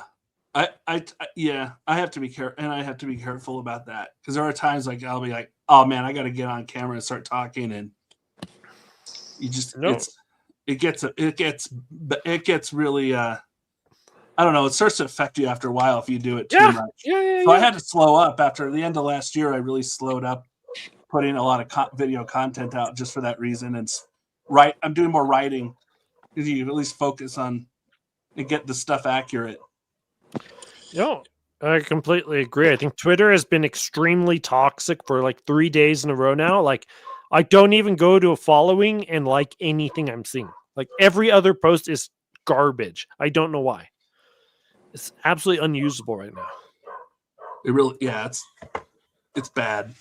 And then my For You tab is like all Japanese maids because that's I purposely trying to teach the algorithm that I like modestly dressed Japanese maids. And so now it's been ruined. I don't know why I did that. Japanese maids. Yeah, I try to troll my audience sometimes because I like anime and I pretend to like anime. I don't really. I don't really watch it. I watch like less than an episode a month. Unless a friend wants to binge watch 6 episodes in a row. Thanks, John. So it's like a weird nerd thing that I do, and I try to like use it to passive aggressively attack my fans. So I was actually saving a lot of Japanese made pictures that are completely modest to make a montage of them for a new intro, and that has completely destroyed my Twitter algorithm. Interesting. No, it's not. I mean, I always find it interesting what destroys people's Twitter's algorithms. I can't get mine going, but if you like the wrong thing, like if you like 3 Fox News posts, then every post becomes a Fox News related post. Right? It's like you can't like certain things. It will nuke your algorithm. You can't talk about certain things on Twitter. It's like you just get like groupers everywhere. Or YouTube. Well, I don't know about the YouTube thing because I just don't see it. Like everybody, like Return to Tradition says every single episode, and the Jimmy Martin, if wink wink, if you know what I mean, you let's continue on. Right. I don't care. I just say it. I don't care. I'm not sure either. I like Anthony Stein is the master of that. He has all his code words for every word you're not supposed to say. I wish you would just write a book and talk about what you can and cannot say. But I don't know if it's really true or not. People use a lot of those words all the time, and I don't see a difference on their following. I can't tell the difference between people being victimhood mentality and it's an actual oppression. Because the way I look is that part of the idea of controlling people is to infuse that they're always victims. So then when Anthony Stein is repeating that he's always a victim, it's actually doing the work of the permanent state and the people who perpetuate the crisis in the church for them. So I don't know how you're supposed to actually address that question. Address what question? Can you say certain things? Yeah, because who knows? I mean, I don't even know the answer. I don't even care, honestly. Don't know. I know. But it will be interesting how this whole July thing will be a big nothing burger in real life, but online it's going to be very interesting. Like, it's going to be a lot of fun. We had to all switch to Pro SSPX just to troll people, unless everyone already switched to Pro SSPX just to troll people. Then we have to switch to Anti SSPX to troll people. Yeah, you're either going to be pro or anti. There isn't going to be, unless you're Eric Sammons, who always rides the fence. He'll be on both sides of everything. So he'll say, "Well, I can see the good part, and then then there's the bad part." But everybody else is going to be pro or anti, and you just have to pick a side and let the wars start. What I'm always interested in is how much of this filters down into Nova Sordo world, and if really anybody really cares in the Nova Sordo world or has any idea that this is going on, and if this is really just all a Catholic Inc. social media phenomenon. It's probably just known in the trad circles. I don't think the Nova Sordo probably has any idea what's going on. I have no idea. I haven't been around those in a while, but I just can't imagine them even aware, to be honest. I think it's more, if you're in the FSSP, I'm sure you're aware, you know what I mean? Or Yeah, any kind of trad group. Or any kind of trad group. I think I think it's more in those circles, our circles, whatever, than in Nova Sordo circles. I think so too. I never knew about the SSPX or trad wars when I was in Nova Sordo. Never. Really? Not really, no. So I knew there was a traditional at mass, but I didn't know who was doing it, or I didn't know any of that until I started getting into it and going to the TLM myself. And then I had to figure out where to go to get to it. And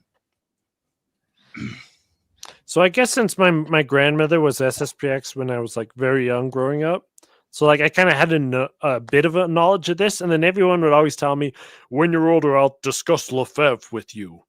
Then eventually I just went and found all the sources myself because no one would discuss it with me. It's like no one knows Lefebvre either. Like the more you read him, the more he contradicts himself, and then the more Matt Gaspers only quotes him from like 1983. It's ridiculous. It's the amount of gaslighting that goes on. You literally can't figure anything out if you listen to the noise anymore. No, yeah, it's hard for me to have a dislike for the SSPX. I don't know. I don't have a dislike for the SSPX. I like them, although I have disagreements with them, obviously. But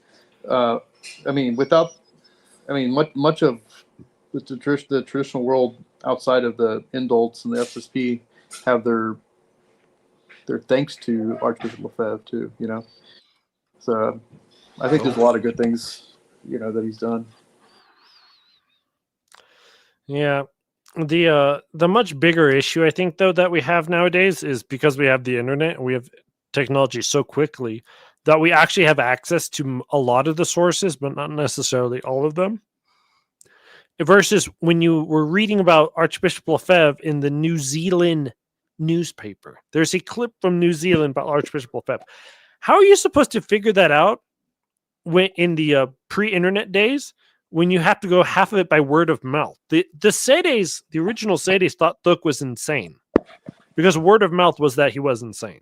Mm-hmm. It's like, so at this point, we all need to just go make a pope. I think that's the only answer. The SSPX need to become Sedes, say screw you to Leo and just make a pope. And then on the condition that the pope is made from the SSPX.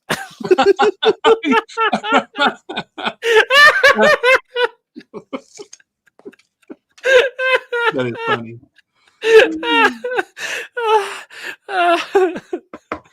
Why can't you just make Taylor Marshall the Pope? Wasn't he? I mean, he's already sort of ordained or something. I mean, he's 100% a priest. Let's just So let's just make him Pope. But he's stupid. Like he's objectively stupid. He does no research. He does so little research for what he does for an online living. Yeah. Like it's I can't imagine a PhD doing this. I felt like I'm offended more that he's a PhD than that he's a Catholic quotation marks. I felt like his infiltration book. I mean, I'll give him credit for the infiltration book because I think that I don't know, that sparked a lot of interest in the traditional movement, I think, or at least controversy at first, and then people started tuning in or whatnot. But then people started getting real tired of Taylor after a while, especially the trad people. Maybe and then if you look at his book, I mean, do you think it was it seemed like most of the stuff he just got off the internet and copy and pasted it in there. Bro, the best. Wasn't like he was down at the library slaving away in Rome or something to put that book together. The best refutation or explanation or whatever of Taylor Marshall's book was from Mario Dirksen. I don't know if you heard. Have you heard his critique of that book? It destroyed my world.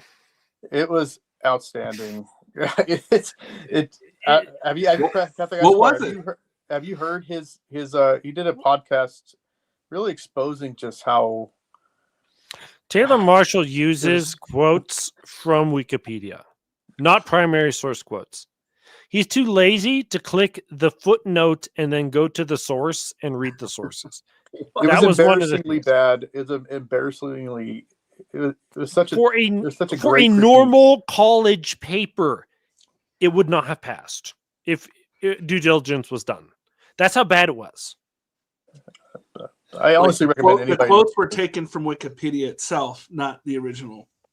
Yes, even if you could find and Mario Dirksen was able to show why. That's how badly researched it was, and he went on for months saying that he was researching for a book.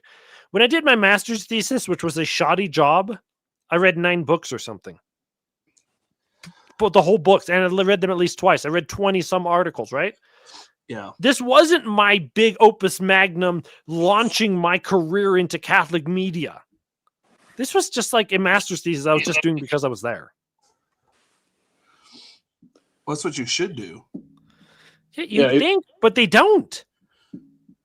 Catholic Esquire, if you haven't listened to that by Mario Dirksen, his critique of Taylor Marshall's book, it's pretty fascinating. I have to give it to Mario Dirksen for that. The only time Mario Dirksen is good is when he's doing these kinds of videos, like reading through sources. It was pretty good. But I mean, he's a great researcher. I mean, you know, yes, Nova Sordo Watch is such a good website. It's like, if you have an issue and you're not sure, like you're not exactly sure what the traditional position is on something, and you're trying to, like, man, what exactly is the traditional position on this issue? He almost certainly has some article on it, or at least touches on it somewhere. You can find it on his website. It's so good. I think people started kind of maybe having a second thoughts on Taylor Marshall, especially when he got shown to have orchestrated that Pachamama throwing in the river event. Yeah, that was one that kind of started opening people's eyes, and then over time, you kind of like think, how are you still at the FSSP with these particular positions you're having, right? He was kind of almost kind of like a fence walking of the SSPX position, but then not. And then now I don't know what he's doing now. Now it seems like he's all on board with these modernists in some ways. He's like tweeting, John the 23rd, and it's just what is going on with so it just seems like he goes with the tides and the winds of what's going on. I mean, he claimed like he was running for election. I mean, what is going on with this dude? So there's something weird. Okay, and then just Mario Dirksen's expose of that book just shows that there was just some.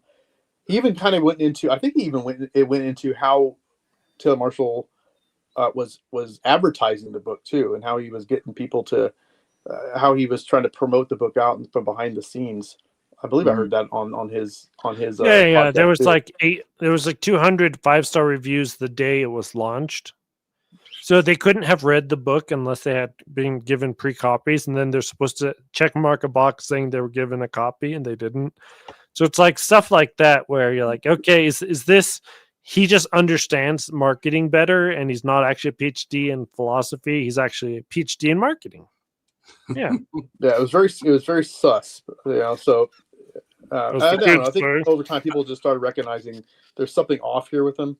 I think you're right. I think you're right. The Pachamama part where he got caught planning and funding the whole thing. Which actually, I mean, it would have been fine. I mean, if he, I thought that was pretty cool that that guy went in there, got that thing, and threw to the Tiber. I mean, that was pretty neat. Yeah, we're all cheering for that. But the fact that he pretended like it was some guy and he had nothing to do with it, and then he broke the story. Remember, he went on at like 4:00 in the morning to break the story, and he's like, "I'm the first one to break the story, guys. They just threw the Pachamama in the Tiber," but he never explained to everybody he was kind of behind it. And you didn't realize it till like 3 months later after he got caught. But that was the first. Yeah, that was an eye opener for me too. What it makes me think is that he's just trying to play the part of a trad, and that he really doesn't care about the whole Pachamama thing. Like in my mind, he is selling himself in a particular way, and this was a way to, to sell his character, to build up his character as a trad, and get into this market, this trad market. And I'm even skeptical if he even cares about this whole Pachamama thing. Honestly, like I think it's more. I mean, maybe somewhere he does. I don't know, but I just feel like it's a gimmick. I feel like he's a gimmick in my mind. Yeah, I was told a few years back that Dan Davis talked to Taylor Marshall before he launched Infiltration. Taylor Marshall was asking him questions, which I thought was a weird thing to say because Dan Davis isn't a particularly bright person as compared to someone who teaches at a college level and has a PhD. Like, he was asking Dan Davis about like the questions to traditionalism, and I think Mike Parrott said that he was also approached by Taylor Marshall before being before he published Infiltration to answer questions about the topic. So it's very strange to me, like if there's anything honest about him at all. And it's like we don't want to be judging people's souls and all, but if this is Catholicism to Taylor Marshall, then we just might not believe in the same religion. Yeah, I just think then the second problem was last year. The second problem last year, where people's eyes opened, was when Leo was elected, and the day before he said it was the worst possible choice in the history of all mankind, and then literally the next day he's like, "I'm getting down on my knees and offering my submission," and the turnaround was within 1 day, and everybody saw it. I mean, it's like, do you think he'll just forget like 1 day ago? And then he goes and deletes the video. Unfortunately, of course, people had by then downloaded the video. But that was the second. I mean, he got caught on that. It's like, who is this guy? What? It's insanity. All he had to do was keep it up, and he could have wrote Infiltration too. See, here's the video I did. Instead, he about faced everything. He has no morals whatsoever. He doesn't even trust his own takes. It's terrible. Someone had asked him right after Leo was elected. Someone asked him. They said, "Are you going to give Leo a copy of your Infiltration book like you did Francis?" And he said, "Absolutely not. No, things are different now. Absolutely not. I'm not going to give him a copy of my book." And that's another suspect. How in the world is he able to get to Francis and give him a book and get a picture like that? I mean, the guy's the head of state. Like, how does that even? And he's just supposedly a podcaster. What do you call himself? Just a dad with a podcast or whatever. More importantly, how did he not get the book slapped out of his hand? Like, how does that even happen? It's all staged. There's something off. I mean, I don't know what it is, but there's something weird. I'm not going to be able to go to Leo and hand him something like that. So how is he able to do that? So what, you know what I'm saying? I don't think anybody can just go up and hand him and get a picture like that. Or maybe people can. Maybe you just have to line up. He'll just take whatever people offer him. I don't know, but I can't imagine that. So that just seems odd. Everything about him is odd. I just don't know. Everything about his persona, like what he does. So I think people are seeing that, and I think people are just kind of like starting backing away. And these are the reasons I think a lot of people are kind of turned away from him over time. And yeah, I stopped watching him a long time ago. Have you seen his views? He gets 25,000 views. It gets double what Avoiding Babylon does with over 10 times the subs. It's like, yeah, he's no game. The podcasts I watch that have 10K subs get the same number of views as Taylor Marshall. Like, it's terrible. Yeah. Oh, he only gets like how many? I haven't even looked at his views. Like, he gets how many views? You said 10,000. He'll get 25 to 100,000, depending on the topic, because half of the topics he does are like, what if you're demonically possessed? And those videos always do good on YouTube. So, and he makes the same demonic possession video and 3 Days of Darkness video every single year. It's really funny. With politics videos also end up getting him the most views, just like Lofton or something like that. Yeah, Lofton, who's only politics now. Crazy. Everyone, I mean, Chris Jackson and you were right, Esquire, when they're like, why did we pivot away from Leo? It's not interesting. It's not sexy anymore. We're over the honeymoon stage. Now let's all talk Trump. It's a real thing that happened. It's really insane. Yeah, they did. Everything turned to Trump all of a sudden. It was bizarre. I mean, it's like Taylor Marshall. I mean, he's always dabbled in politics. I mean, remember he tried to start the Christ the King party and all that stuff, and then he was going to run for president. I'll tell you what happened with that because I know a little bit about election law. So what happened was he started to realize that as soon as you start going on videos in public and start announcing your presidency, you actually have to start watching the money that comes in and being careful about how you allocate your money and filing proper forms with the FEC and all that stuff. And my guess is, I'm just speculating, but I know quite a bit about election law, that I think he started to get jammed up with that stuff because he started to get enough viewers and followers, and he was telling everybody he was running for president. Well, you have to file paperwork. You have to make sure your money isn't intermingled with other things. I mean, you got to do stuff. And then it just kind of disappeared. Yeah, and then suddenly he wasn't. Oh, it's a miracle. Just notice how it just kind of, his campaign just disappeared. Yeah. I know. And even after a lot of people of goodwill were like, are we morally obliged to vote? Even cities were saying, are we morally obliged to vote for Taylor Marshall? It was another one of these things that like, did I just decide to make myself the king of all Catholic America? And we're like, and then he just disappears. These people, if they weren't like pretentious people with doctorates, you would just say, it's just another girl trying to scam us all with her latest set of pictures from OnlyFans. Instead, it's PhDs. I mean, that's what Thaddeus Kaczynski's article in Culture Wars is. It's just a scam behind a paywall, but I have a PhD. It doesn't mean anything anymore. I think that's why he ended up writing the book, the American book, his last book, Patriot. No. I have that, and I got about halfway through it. It's not, I mean, at least the first half of that book is not really Catholic at all. I mean, he's talking about, how great the founding fathers were, and yeah, they weren't Catholic, but they had, these Christian ideas and blah, blah, blah. And it clearly, he was not writing that book for Catholics. I could tell.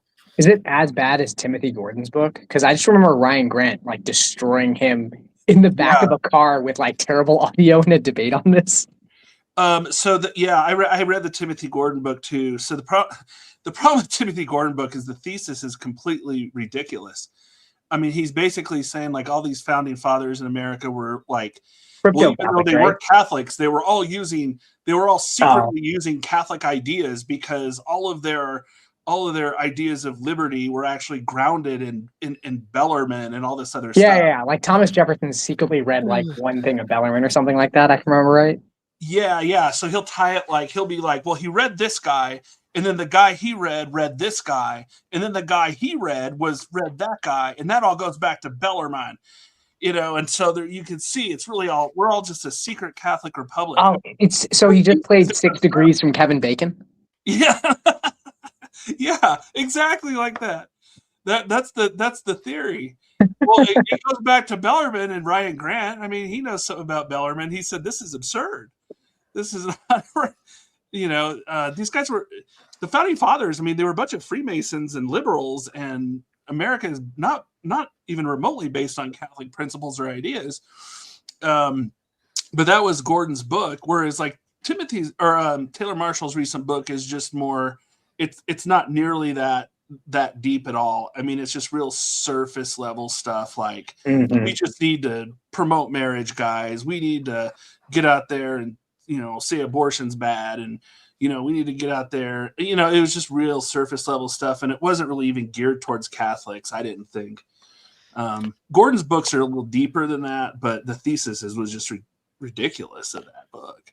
I remember reading part of the beginning of that book that was like for free. Read this on the Amazon. And the Taylor Marshall was doing like the most obvious quotes you've heard from C.S. Lewis and Balak, I guess, like just the extreme mainstream generic quotes.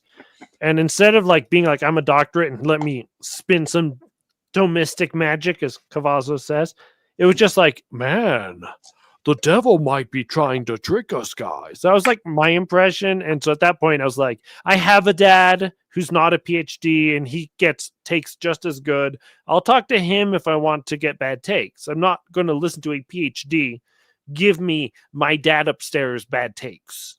It's a waste of my time. Yeah. And I'm offended more by people wasting my time than like almost anything else.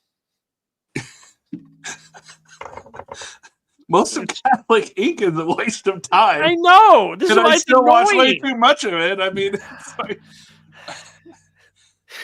Taylor Marshall's book is just his presidential platform that he wrote down and put in a book and sold it. Yeah, his toothless presidential It's the same platform. thing. I don't even understand the point of these people with their non-radical like takes. Like the worst thing that ever happened to us libertarians is when we decided to be more agreeable and more friendly. It's like, no, we want to get that stupid retard with the boot on his head who says we're closing down the government and that's what we're running on. Because it sends a message. And the people who were never going to get the message and were never going to vote to us are going to look at us and say we're stupid.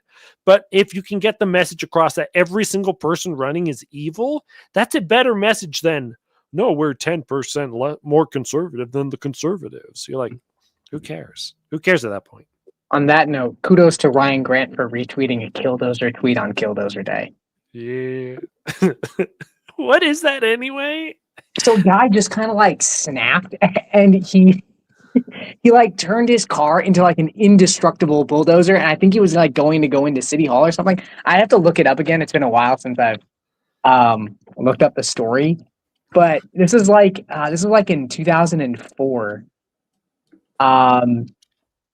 Yeah, this was in Colorado. This guy I think owned an auto repair shop, and I think like essentially I can't remember what it was. It was like some kind of dispute on zoning or something like that was like threatening his business. So he just built because I think it was like a mechanic or something, and he just built a bulldozer and just went on a rampage.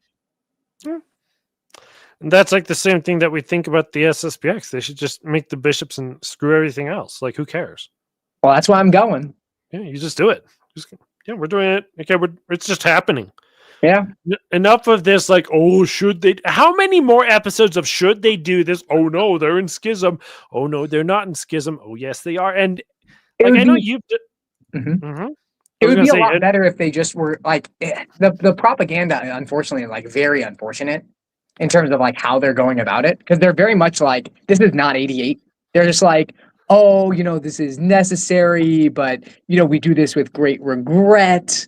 We don't want to ruffle any feathers.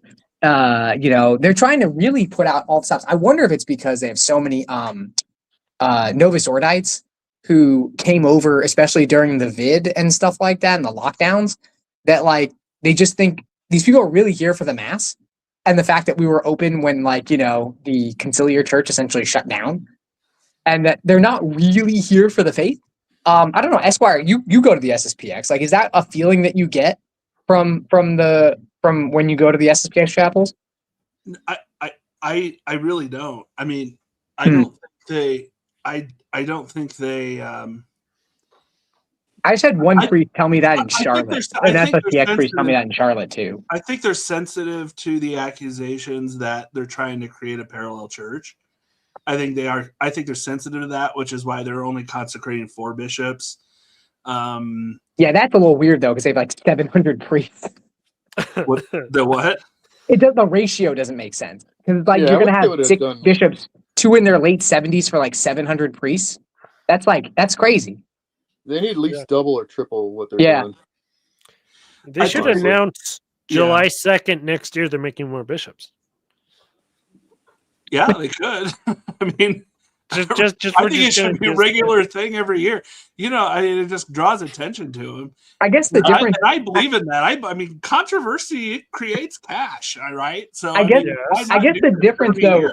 Esquire, is like you've probably read like WM Reviews stuff, like the post 88 stuff, and like the letter from the superiors general and stuff like that. It's like the argument shouldn't be we're not creating a parallel church. The argument back in 88 was they have created a parallel church. We must do this because we are part of. I mean, Archbishop was a little loose in language, but we all understood what he meant when he said like, we are one, we have the marks, that kind of a thing. That we are in the Catholic Church. So we must do this for the Catholic Church. They're the ones that have created the parallel church. And that's the argument like you wish they would make, is that they have gone and created a parallel structure with a new religion, a new priesthood, new sacraments, et cetera, and we're just doing what needs to be done for the church. I've always said the whole fight of this is over who are the real Catholics and who are not. Right. And I've always said, well, the ones who are the real Catholics are the ones that believe the faith and the doctrines. And don't tell that to Salza and Cisco. You might be getting.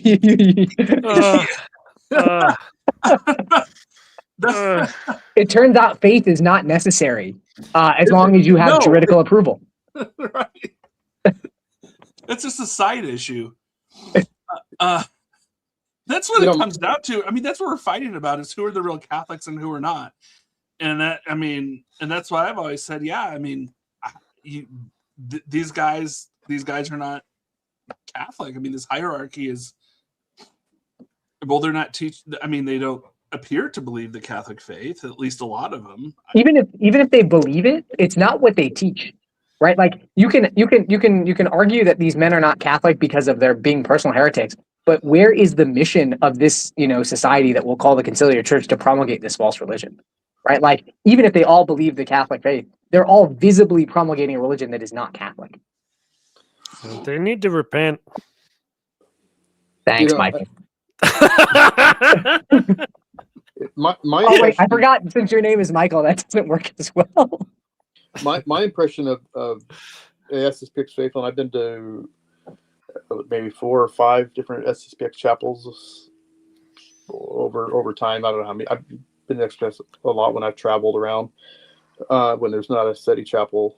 And the impression I get from the people is that they seem like stronger. They seem to be stronger against the Novus Ordo than what the public persona of the SSPX is like that you would see. Oh, their laity are way more hardcore than a lot of the priests. Yeah, that's what I'm saying. That's what I'm getting at. Yeah, like, I don't think any of them would want like that. That's the impression I get when I've interacted with people. And it's brief interaction, but I've been to at least 4, maybe 5 different ones and multiple times when I traveled, and they seem like I think they're very very strongly SSPX in their mind. I haven't gotten a set of contests with any of them because I'm not trying to cause drama at SPX chapel when I go there. I just go and leave, and maybe chat I a little did bit. once accidentally sleep deprived for I only slept 3 hours, and then I asked asked the priest just the question of hey,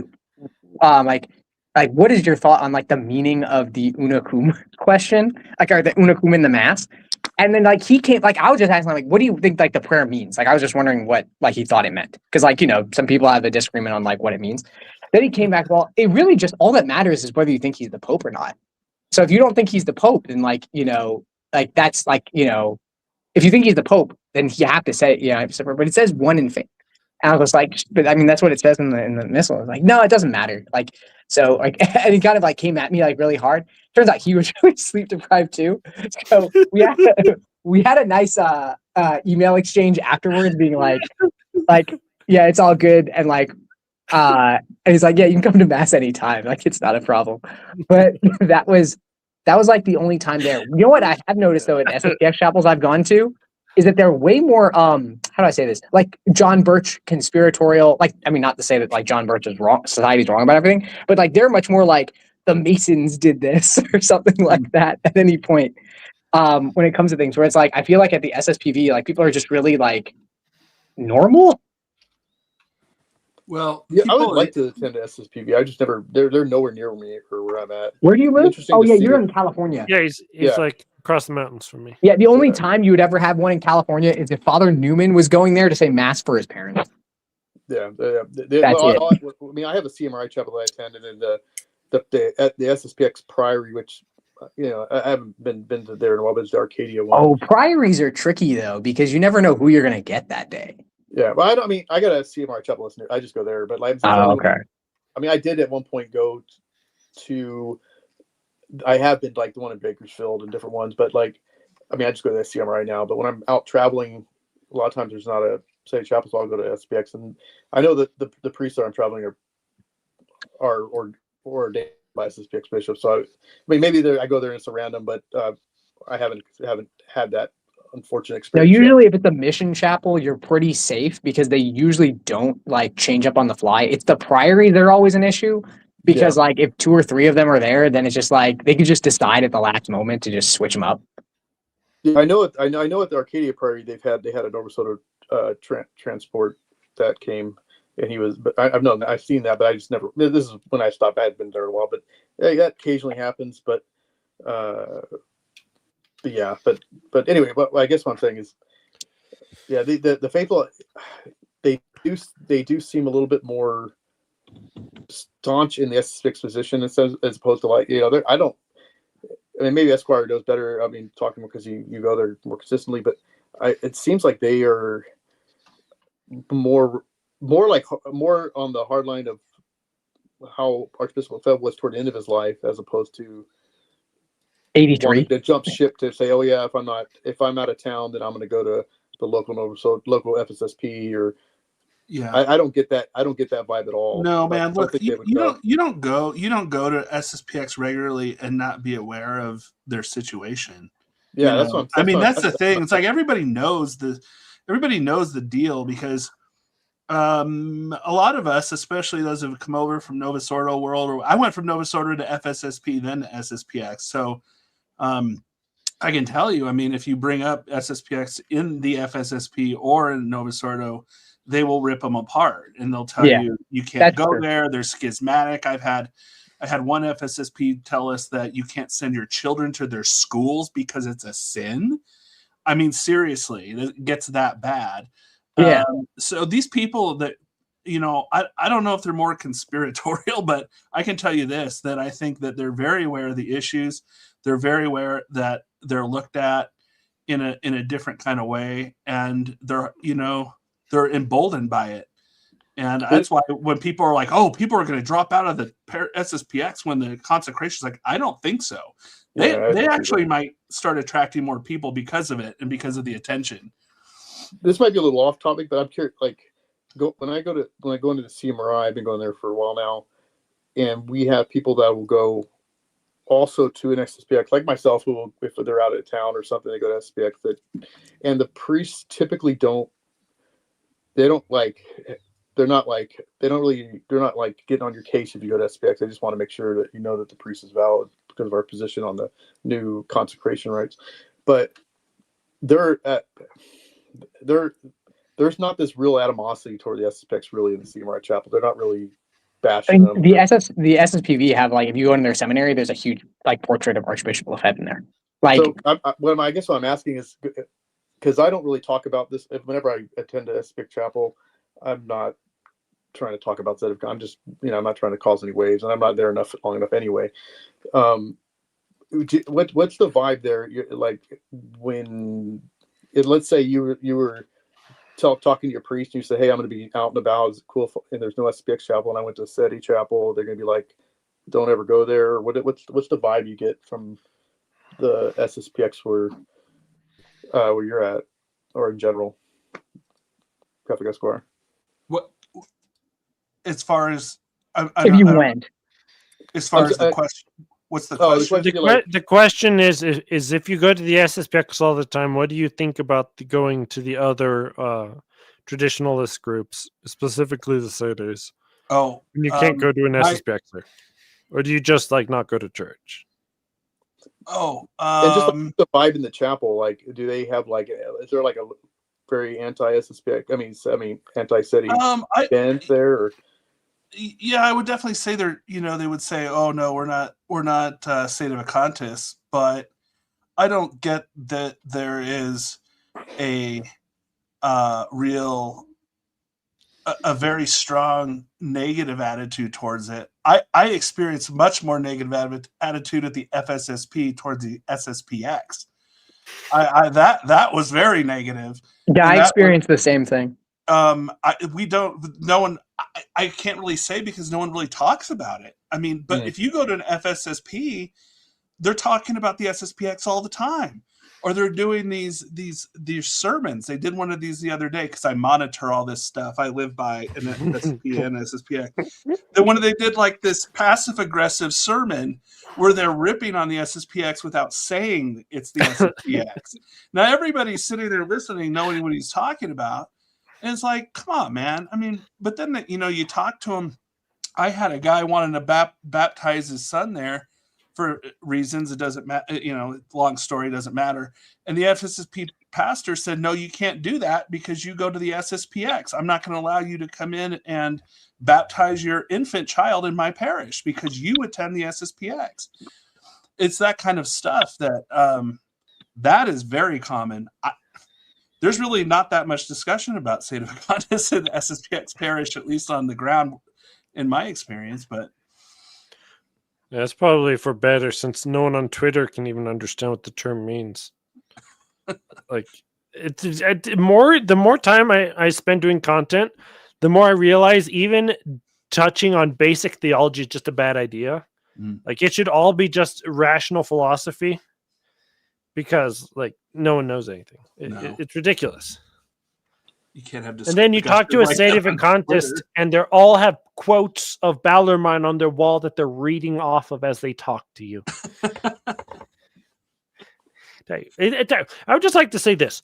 I love traditionalism and traditionalists, not because I consider myself a traditionalist. I consider myself a liberal. But I love the traditionalists because there's a certain fire in them that they have knowledge they've accumulated and want to tell you about it.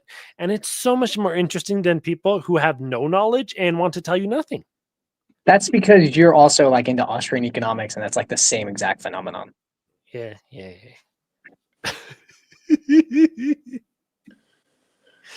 Anybody else?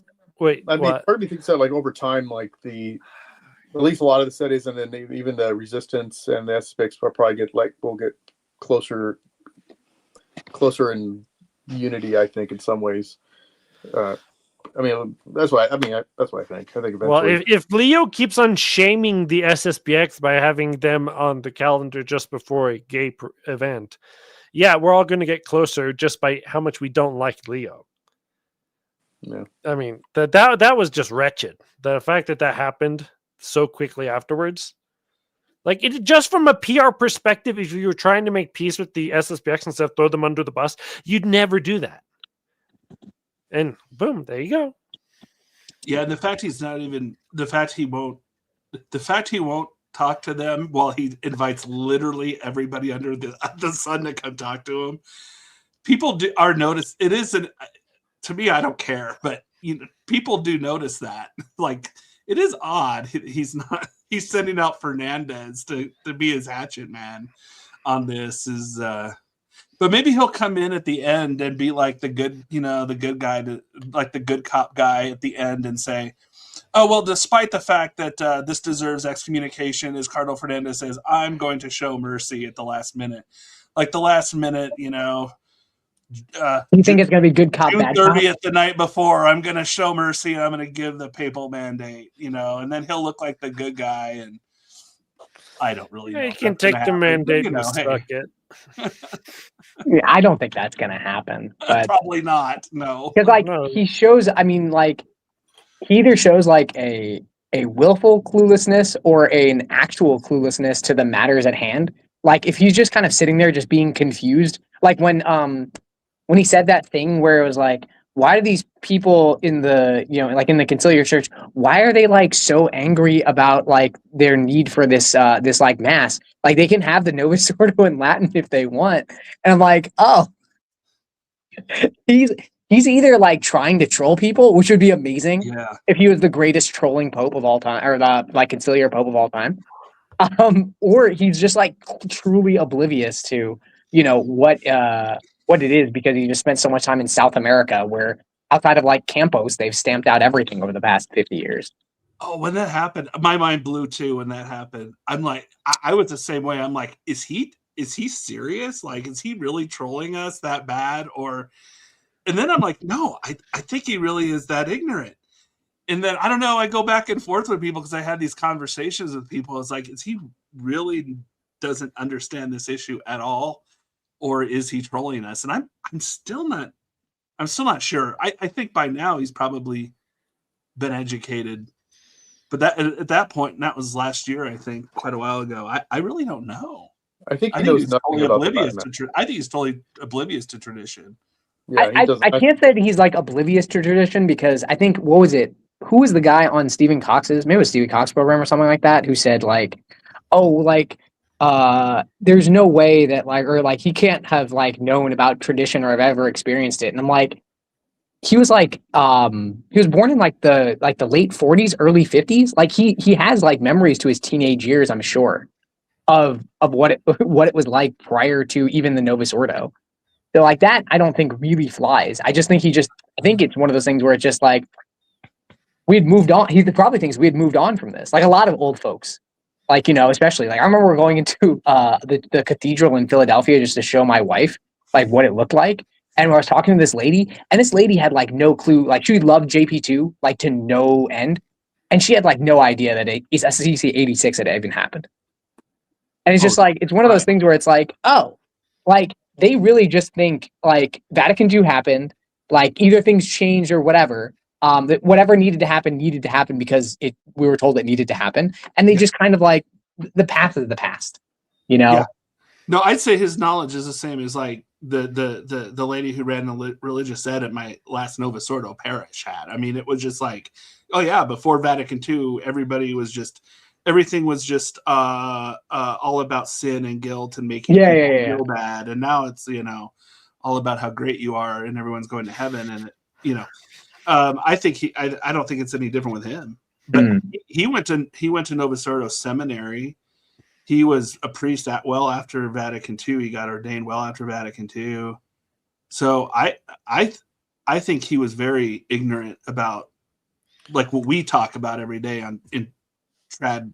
Oh yeah, in terms of like the I think in terms of like the modern controversy, stuff, I don't think. I think he's now just kind of learning like there's this even movement out there that people like us exist. I mean, to be honest, if he was spending all of his time in like South America, like doing just corporal works of mercy for his like NGO organization and attending communist rallies or whatever, then like I could imagine like he didn't even know really what happened in '88. Yeah, and I don't think there really isn't that much tradition down in South America at all, from what I can tell. Outside of your like set of contest groups, and then like obviously like Campos was like a huge thing, up until Catherine like left or like retired in '81, because like essentially that was like an oasis. Like essentially he just kept it completely clean from Vatican II all the way through to his retirement. Yeah. But I don't think he knew. I don't think Trevos knew about any of that stuff. I mean, I really don't. That it doesn't fit his religion. And if you talk to most Novus Ordo priests and pastors today, especially the older ones, they're pretty ignorant of it as well. And it's the younger ones now who are coming in who see the internet and watch videos, and they're much more up to speed on at least the controversies, I think, with the pre and post Vatican II people. So I don't think the older generation even thought that anyone cared about what happened before Vatican II before that. In their mind, that's the bubble they live in. It's like, why would anybody want that? Talk about guilt and sin and we can't have that. Why would anybody want that? That's why we got rid of it at Vatican II. That's the attitude. Yeah. So, did you have anything else you wanted to say on the stream or to me, Esquire? Since we've been streaming for about 2 hours. I got to drop off actually, but yeah, it was fun joining. I still don't know why anybody who's respectable watches me, because I kind of just like scream and wave my hands, just with a Muppet on them. Well, that's the key though. That's the key. That's why. It'd be like saying about Michael Jordan is like, I don't know why people like watch me, I just put a round orange thing through a cylinder. It's like, yeah, but that's the point.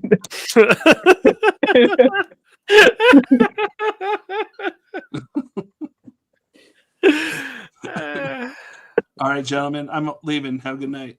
Thanks for dropping by. Have a nice night. Bye-bye. All right, Dan, but I don't either know of you have watches anything to Ohtani, say? He just hits home runs. Oh yeah, no, he's just the greatest player of all time. Aaron Judge?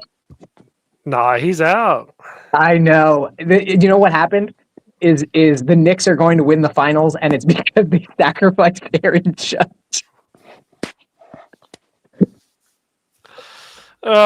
53 years of hard I can't hear anything, come but to hey, an I'll end, but at bounce out this cost. if you can hear me.